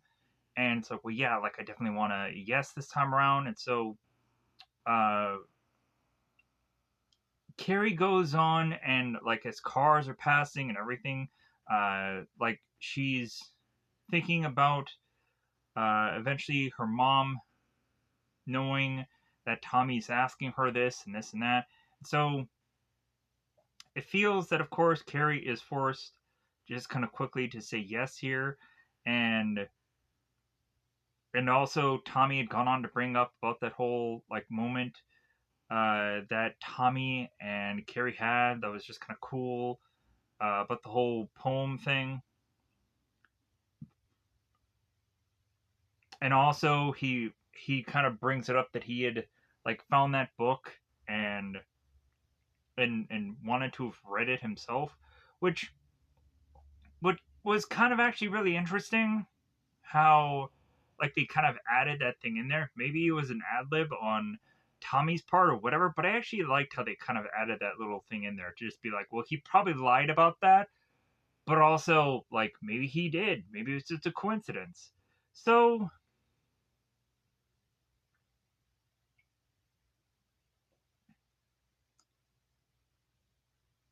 they go on, and so Carrie's like, okay, yes, like if anything, like we're gonna stay there as late as 10:30, and Tommy's like, okay, I'll pick you up at 7. So Carrie's now happy for once in her freaking life, for once. So Carrie is going on and going into this dress shop, but she's not going to go on and just pick up a dress because a lot of them that she's kind of looking at are probably really expensive. So she's just going into the store and finding some fabric because she can realize that she's can make a dress because her mother is a tailor, so also is she. So Chris and the girls are spotting Carrie at this dress store, and so they're looking in on her, just being like, "Oh, like, why is she in this dress store? Or what dress store? Dress store?" And so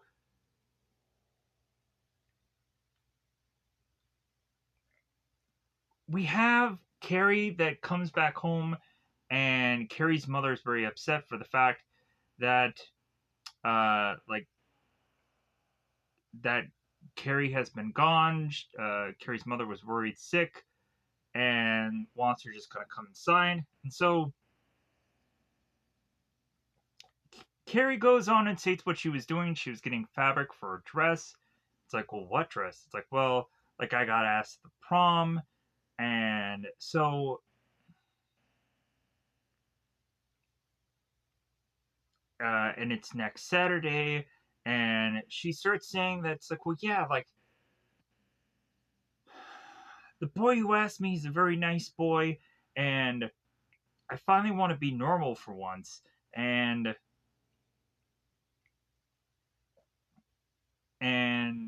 uh, and I know that it scares you. It scares me too. This and that. So, uh,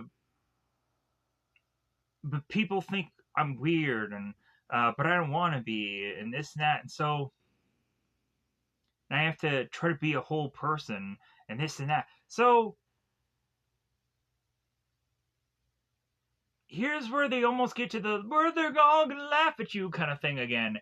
And but this time around, she says, "He'll hurt you. They'll all hurt you. This or that." So like we have Carrie that's like, well, like they're not all bad people. Specifically, Tommy's not a bad person. So here's where we get the whole like the smelling of blood in the water kind of thing, and the sharks will come, and that boys smell the blood and this and that. So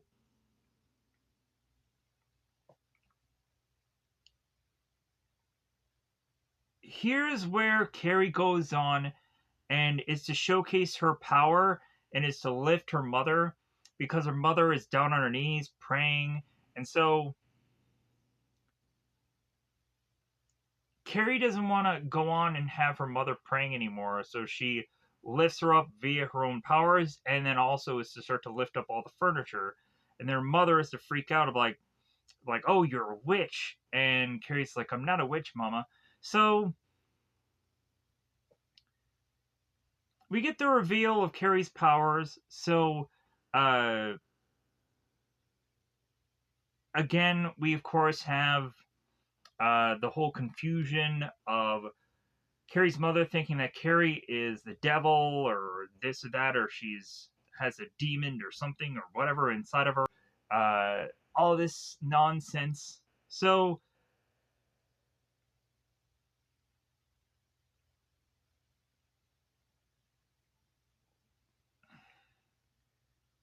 we have Carrie that goes on and possibly states that more than likely she had eventually gotten her powers from either grandma or maybe somebody from her father's side. And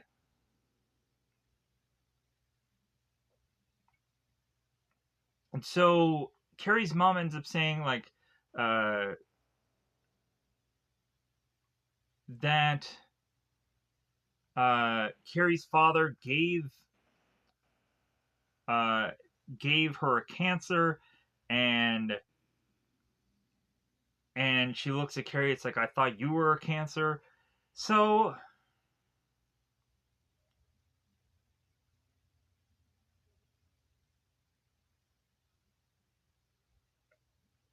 we go on, and so we have Carrie that's like, well, like, I don't want to talk about this anymore because if anything, she can go on and use her powers to be able to just kind of just quiet her mother up. Because, like, here's just kind of the scene where in the original, Carrie is telling her mother, it's like, well, hey, there's going to be some changes around here.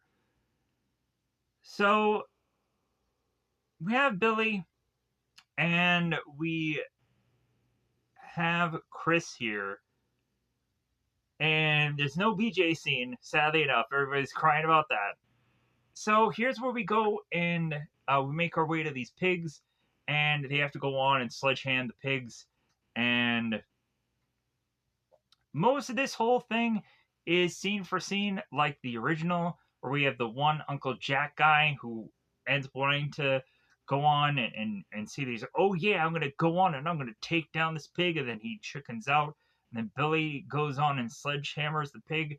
But then they do the additional scene with going on and stabbing into the pig, where Chris ends up having to do the honors to just kind of state how weird Chris is, I guess. So Sue is going on and putting together uh, some stuff for this prom, and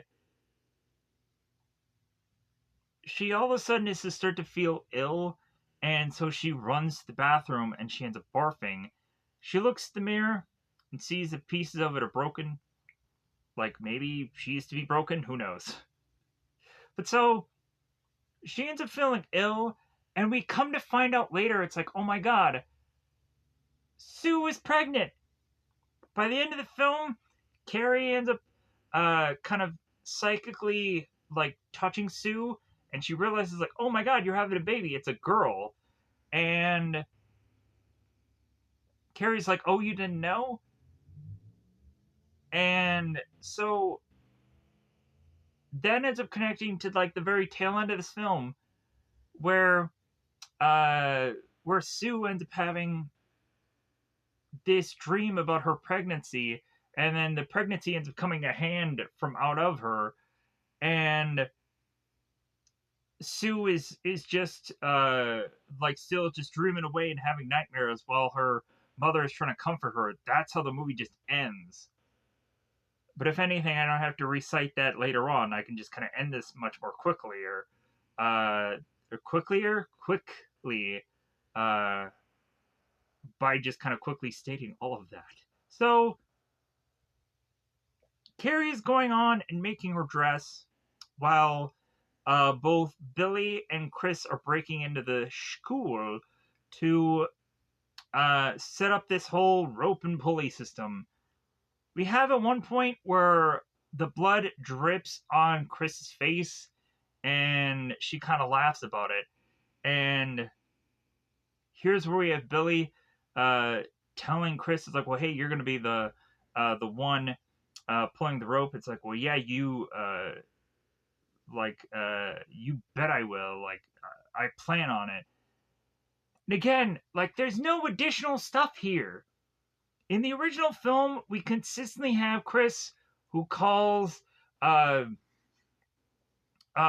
Billy a dumb shit or whatever, and or a stupid or whatever. Like she calls him this consistently, and then Billy's like, I hate when you call me that.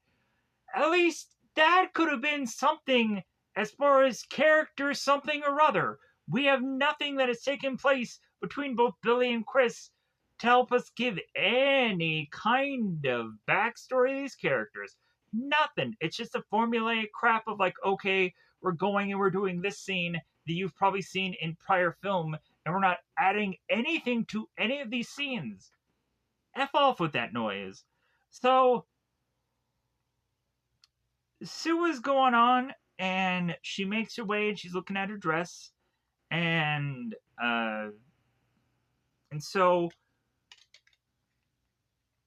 like I really need to just take off these sunglasses. I'm just like I feel like my eyes are good, but like I just really need to see what's going on here, and I'm just not getting a good eyesight of it. So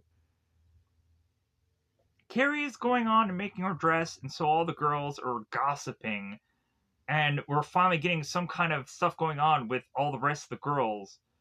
And so they're going on and gossiping about like if Sue is gonna crash the prom, or Sue, if Chris is gonna crash the prom, um, and like did anybody see Sue today? She looks ill, and so they're gossiping, they're gabbing, and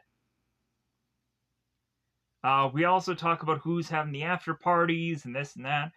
So we also have the boys on their side. They're going on and they're getting their tuxes. We don't have a guy who's going into wearing a tuxedo shirt in this time around. People are wearing weird, goofy uh, boots and dancing around. It looks freaking awful. So Carrie is going on and figuring out how to put her pin on, but eventually that pin just ends up being a corsage upon her wrist. So here's where we, of course, get her mother is like, "Oh yeah, like I knew it was going to be red, and it's not red, it's pink." In all honesty, why can't we go on and just have the dress, frickin' for once, just actually be red instead of it being pink? Why can you have gone on and just changed that for, or maybe uh you could have had the mother say like, well, yeah, that's kind of an unusual kind of pink, and then the girl says red, just as a flipping way of that whole dialogue. Anyways, you could have done something different here. So here's where the mother is like, well, hey, like let's burn the dress and pray for forgiveness, and Carrie's like, no, I'm waiting for this boy, this and that. We're gonna go to the prom together and we're gonna have fun, this and that. So it's like, no, I'll tell him you're sick.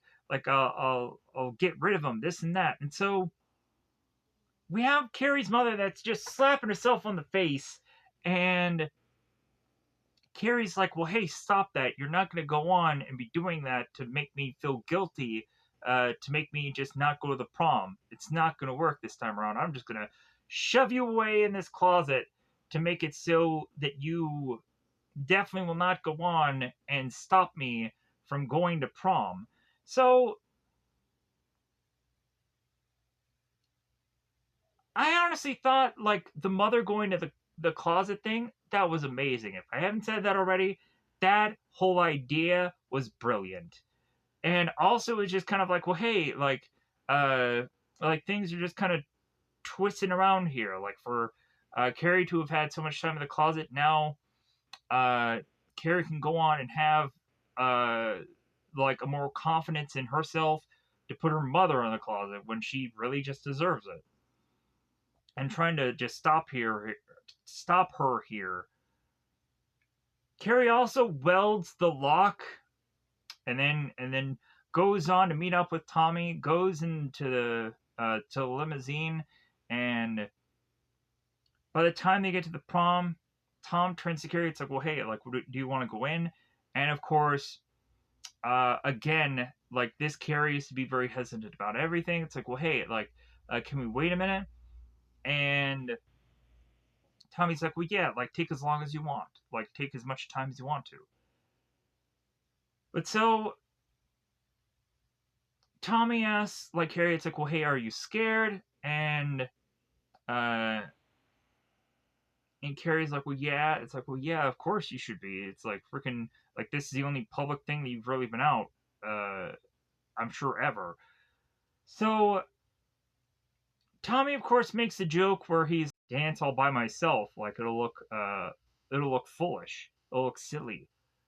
So here's where he goes on and he adjusts the corsage, and so uh they go into the prom, and so Tommy introduces some people, George and Erica, and this is also kind of very similar to the tail end of the other movie, where Erica's character is like, well, hey, I'll dance with you if they won't. Like they can go on and just kind of self destruct, and we can just go dancing. So they go to this table, And we have Judy that is going on, and she's just kind of dancing it up on the dance floor. You can obviously say that the dancing looks weird on her part, but hey, like, however you go on and dance is however you go on and dance. Like, if you're just going on doing like the sprinkler, or you're just going on and just doing like the roll of the dice kind of dance or whatever, hey, that's just your weird, goofy dance. So, hey, like, also, I actually like the fact that we had like Judy here just going on and doing maybe a weird dance on purpose, because that actually might just be a funny, more lighthearted thing going on here. So Tommy eventually goes on and is asking Judy if she wants to dance. And if anything, like, it seems that the music is kind of up tempo and this and that. So he's like, well, hey, like, how about we just go on and kind of wait for a slower one? Uh, and then also, like, Carrie doesn't know how to dance. So eventually, when Tommy gets her up there, it's like, well, hey, like, you just do this, you do that. Like, this is, like, it seems like he knows all the positions of doing the dance as if he's probably even, but I guess he states it like, well, hey, like, we can do the, God, what is it? The Dancing with the Stars thing. So I think the only reason why he knows how to dance is because Dancing with the Stars, supposedly.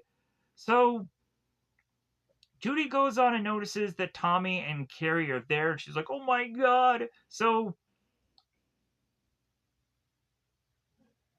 Tommy ends up leaving to be like, "Well, I guess I'll leave you two together."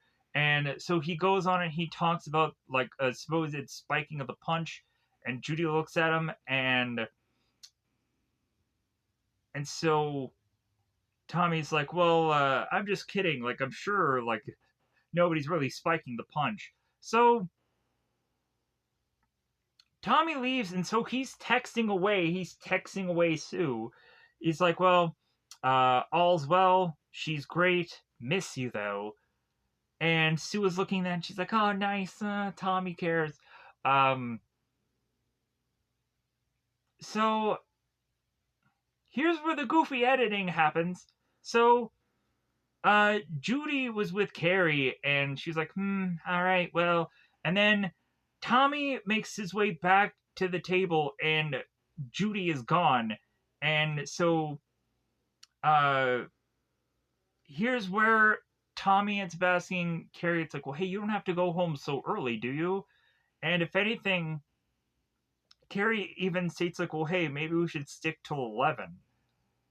So because Tommy's going on and wanting to go to like an after party thing at the Cavalier, and so Tommy figures out a way to just kind of talk to Carrie about this whole thing, and she agrees to it. And so there now is a slow enough song to push Carrie off to the dance floor, and Carrie ends up saying like, "Well, I can't dance," and so Tommy's like, "Well, hey, it's easy," and so he shows her how to go on and do a dance, and so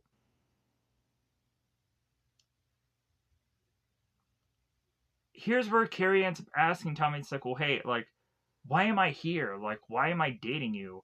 And so Tommy's like, well, hey, like because I'm having a great time with you, and this and that, like, because I wanted to go, and blah blah blah. So, and I hope you're having a great time too. Uh, ah, uh,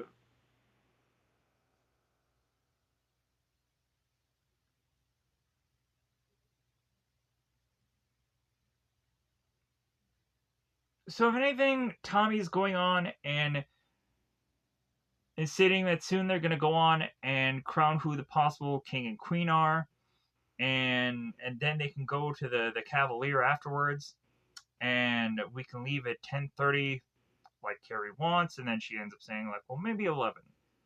So Carrie's mother is breaking the crack of the door to then try to unlock the door and get out of the that little closet. So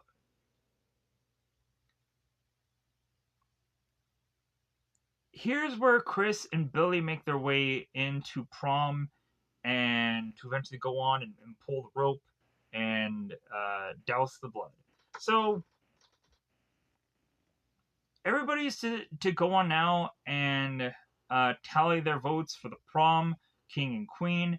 And so everybody's at their table and they're all voting. And here's where Tommy and Carrie realize that they're on the ballot, and Carrie, of course, is going on and she's saying like, "Well, I don't think we should vote for ourselves." And Tommy's just like, "Well, how about we go on and how about we vote for ourselves?" And he mentions how uh, uh, to the devil with false modesty, and, and Carrie likes that, and so they go on and they pick themselves. So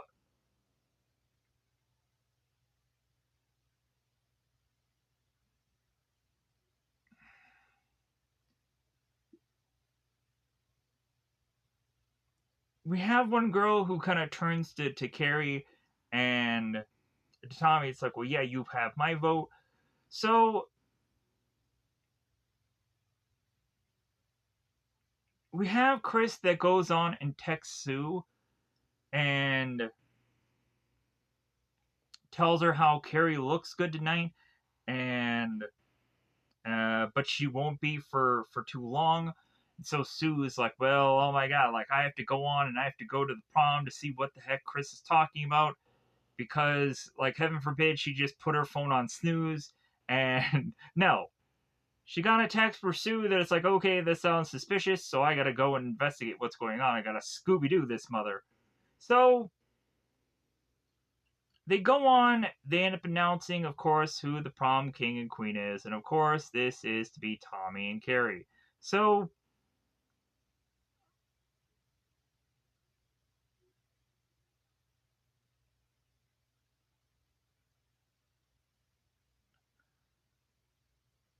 uh,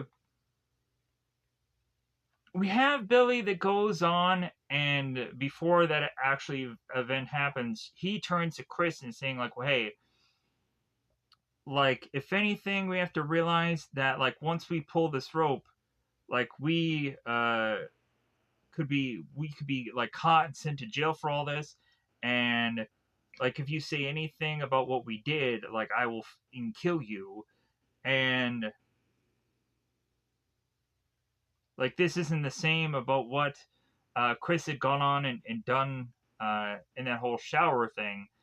This is jail time if they're caught doing this. So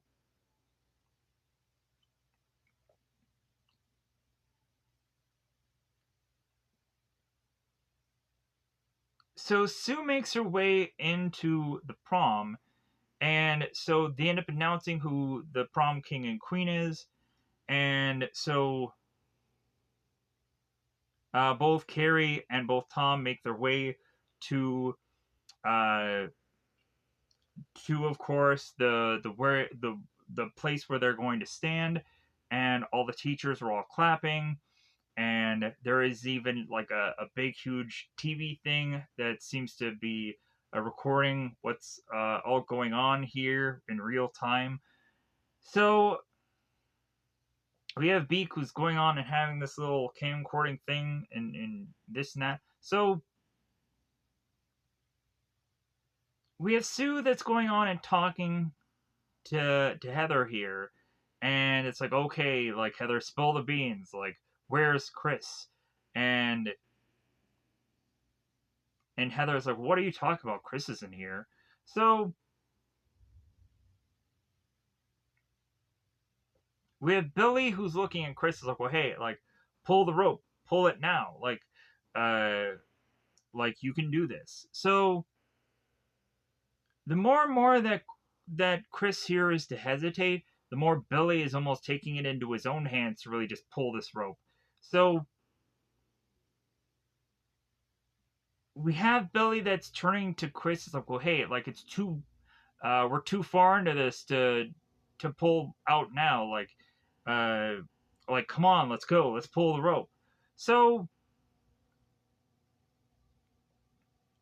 it's like, hey, pull it. Shut up, Billy. So they finally end up going on and uh, and pulling the freaking rope, and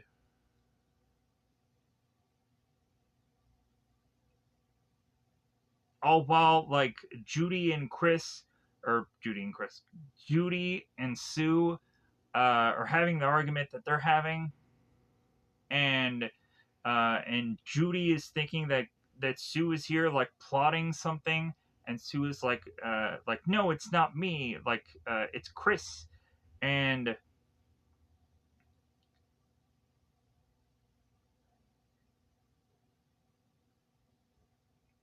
so the bucket ends up falling, blood ends up falling, and so Tommy is all shouting, "What the heck?" And so then they turn around and then they have the clip of the whole Carrie White thing, and they're playing that on the TV for everyone to just go on and laugh at and this and that. So Carrie is now full of blood watching this video, and Chris is going on and yelling, "Freak, freak, come on." So Billy ends up grabbing Chris and they're getting the heck out of there. They're getting out of the Dodge because they realize that they're probably gonna, the more and more that they uh, end up being there, like, because Billy is saying like, "Well, hey, immediately after we pull this rope, we gotta start running. Like, we gotta get out of here." So everybody's going on and and and reacting to Carrie now being full of blood. And so the bucket ends up falling and falls on Tommy's head.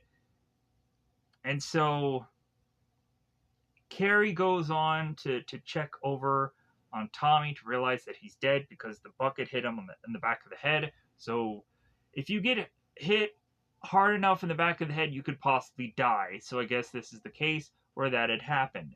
So Chris and Billy run off to get into their car, and they're getting out of there as quickly as possible.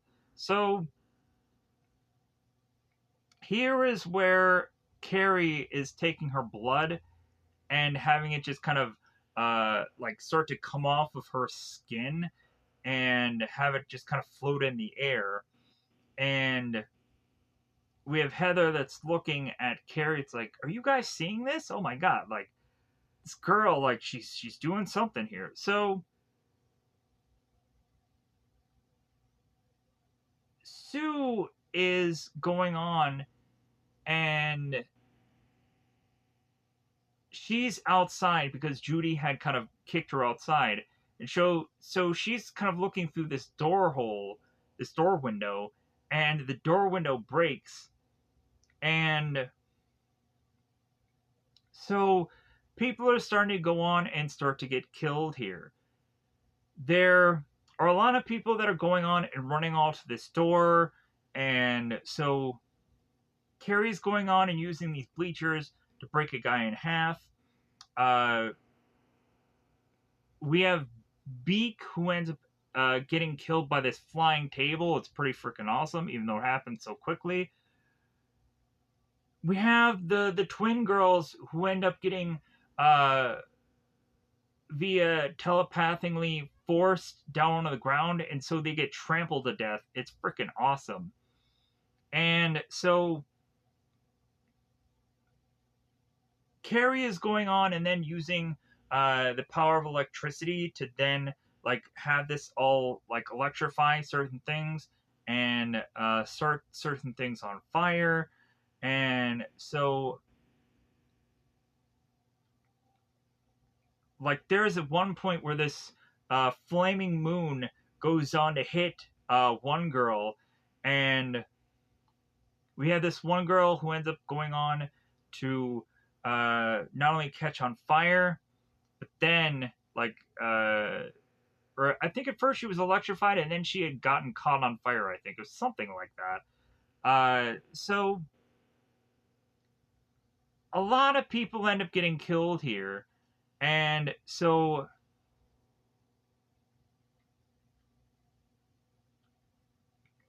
uh, uh, so we don't I don't think we at all get Judy ending up getting killed like in the original. Like in the original, Judy's character ends up getting just kind of broken in half and like she dies. This one, Judy goes on and she gets out of there and she has like a sling in her arm. Like that's the worst that happens to her. She doesn't die in this version, sadly enough. I guess that's the one thing that they changed, but like what would it matter if she died or not? But still, I guess not everyone died. Like I felt kind of like in the original, like everybody died. So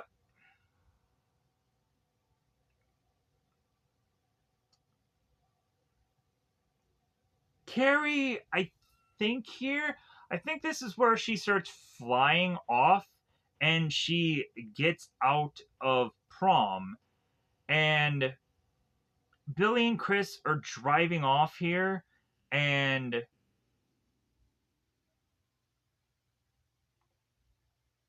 so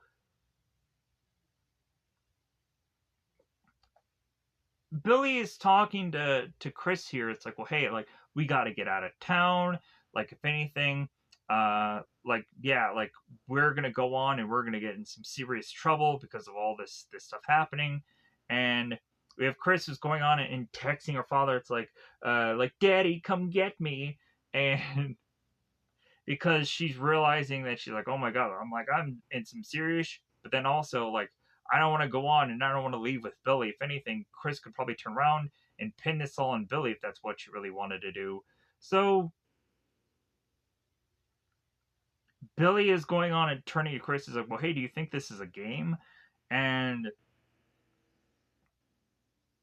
so we have Carrie that tracks down both Billy and Chris, and so she ends up starting putting cracks in the road. And so that ends up stopping this car because there's so many cracks in the road that the road starts to crumble. So they end up turning around and realizing that Carrie is in the road as these fire trucks are also coming. So they end up going on and trying to ram into Carrie, but then Carrie ends up using her powers to stop the car, and that has both uh, Chris and both Billy, and Billy ends up kind of slamming his face into the steering wheel and he breaks his nose, but I think he also dies because of the quick blast of him getting rammed in the face. So Chris is now going on and realizing, well, like the only thing that she has really left to do is hoping that she can just push the pedal to the metal well enough to where this can possibly just figure out a way to have Carrie not have her telepathy work so well that she can stop a quickly moving car. But here's the thing: Carrie adjusts, and the car ends up going flying into this gas station, and Chris, who is now not seat buckled in because Carrie ends up using her telepathy to start to choke Chris, and so Chris gets her seatbelt off, and now she's not with the seatbelt. So when Chris ends up going on and crashing into this gas station, her head goes flying into the windshield. And now she has a bunch of glass just stuck in. I'm like, wow, this is a really cool effect that they did here. And I liked it. I really did. So Carrie then goes on to look at Chris, and then eventually she creates some distance between her and the car, and uh, and then the gas station and car blow up. So after the aftermath of this whole thing, Sue is to kind of look around at all the carnage about all of the people who are still left alive and made it out of there. So Carrie is now making her way home. And here's the goofy thing: there's this one point where the camera goes really wonky and goes from the upright position to now down. And I was like, okay, that is a weird camera choice. Like, it just felt like somebody, like, dropped a camera bizarrely, and they just went with that take. Made no sense to me. So I don't know why they made that choice. If anything, I would love to have asked the director why do that camera angle, and maybe it was just a weird thing that they just kept in the film for whatever reason, because maybe they just ran out of money to do the take right or something. I don't know. So Carrie returns home to find the big hole in the door, and so she starts to make her way to the tub, and her mother is in the background just kind of walking around. I'm like, oh my god, that's a little creepy. So Carrie goes in the tub and is trying as best as possible to wipe the blood off of her body. So now she's all nice and clean after murdering people. And so Carrie goes on and is trying to find her mother because she knows she's going to kill her because she saw the remake. So Carrie finally goes on and is to find her mother. Like, well, yeah, you were right. They all laughed at me, Mama. And she's like, yeah, I knew they were going to hurt you, little girl. And so, uh, then she starts going on and talking or Margaret goes on and starts talking about the past and how she slept with Carrie's father. And like really a lot of this is just kind of like the exact same as the original, and how like Carrie's father had that look in his eyes, and Carrie's mother was weak and this and that, and like they were trying to pray it away, but it just didn't work out. So like, and if anything, like Margaret also said that she liked it. Very weird. So Margaret goes on and says that she would have wanted to give Carrie back to God, but she just couldn't because she loved her so much. So we then have Carrie's mother that's like, okay, like how about we go on and how about we pray, like I'll be the preacher and you be the congregation. Congregation. Yeah, that's what I was trying to say. So here's where Carrie's mother stabs Carrie here, and this separates the two of them. Carrie goes down the stairs, and so Carrie's mother is kind of with the blade going down the stairs. So, uh, this was kind of a cool thing, where Carrie's mother, it's like, well, this isn't your fault, Carrie, it's mine. Uh, you know the devil never dies. So, and she talks about over and over and over again. So, or something about over and over again. Like you have to try to kill it over and over again. That's what I think she was trying to say there. So the two of them fight over the blade, over the knife. So what happens, of course, is that Carrie uses her powers to take all of these blades and put it into her mother. And so, uh, uh, after that, Carrie takes some of the blades out of her mother and is now kind of with her, uh, realizing that her mother is going to die here. Sue ends up making her way to Carrie's home, and Sue is telling Carrie, it's like, well, hey, let me help you. And Carrie's like, well, why couldn't you just leave me alone? And Carrie turns to Sue, it's like, well, look what you've turned me into. And so Carrie here starts to really turn into Anakin Skywalker if the whole killing thing wasn't enough. because Carrie starts using her telepathy powers, and Sue is like, "Well, don't hurt me, Carrie." And here's where she says, like, "I've been hurt my whole life." And so Carrie says that she has gone on to have to kill her mother, and she wants her mother back. Oddly enough, a person that was hurting her whole entire life, she wants her to still be alive. Still, it doesn't make any sense. So Carrie, of course, is scared, and so the house starts to buckle, starts to crumble, and Carrie is now like kind of using her power to kind of bring her mother from out of this house. And so Sue is trying to get Carrie out of there, realizing that, like, well, hey, I'm trying to save you. And here's where Carrie is using her powers to realize that Sue has a baby and it's a girl. And it's like, well, hey, you didn't know? Realizing that, yeah, like you're pregnant now.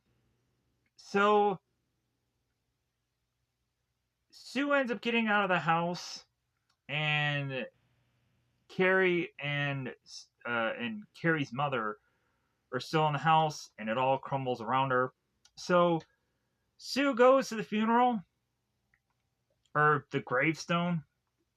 They're completely different things. So of course, again, we have on the gravestone where it says like Carrie White is burning in hell. So Sue ends up leaving a flower on Carrie's grave, and I was thinking like, hey, here's where the hand is gonna jump out again. Yeah, that doesn't happen this time around.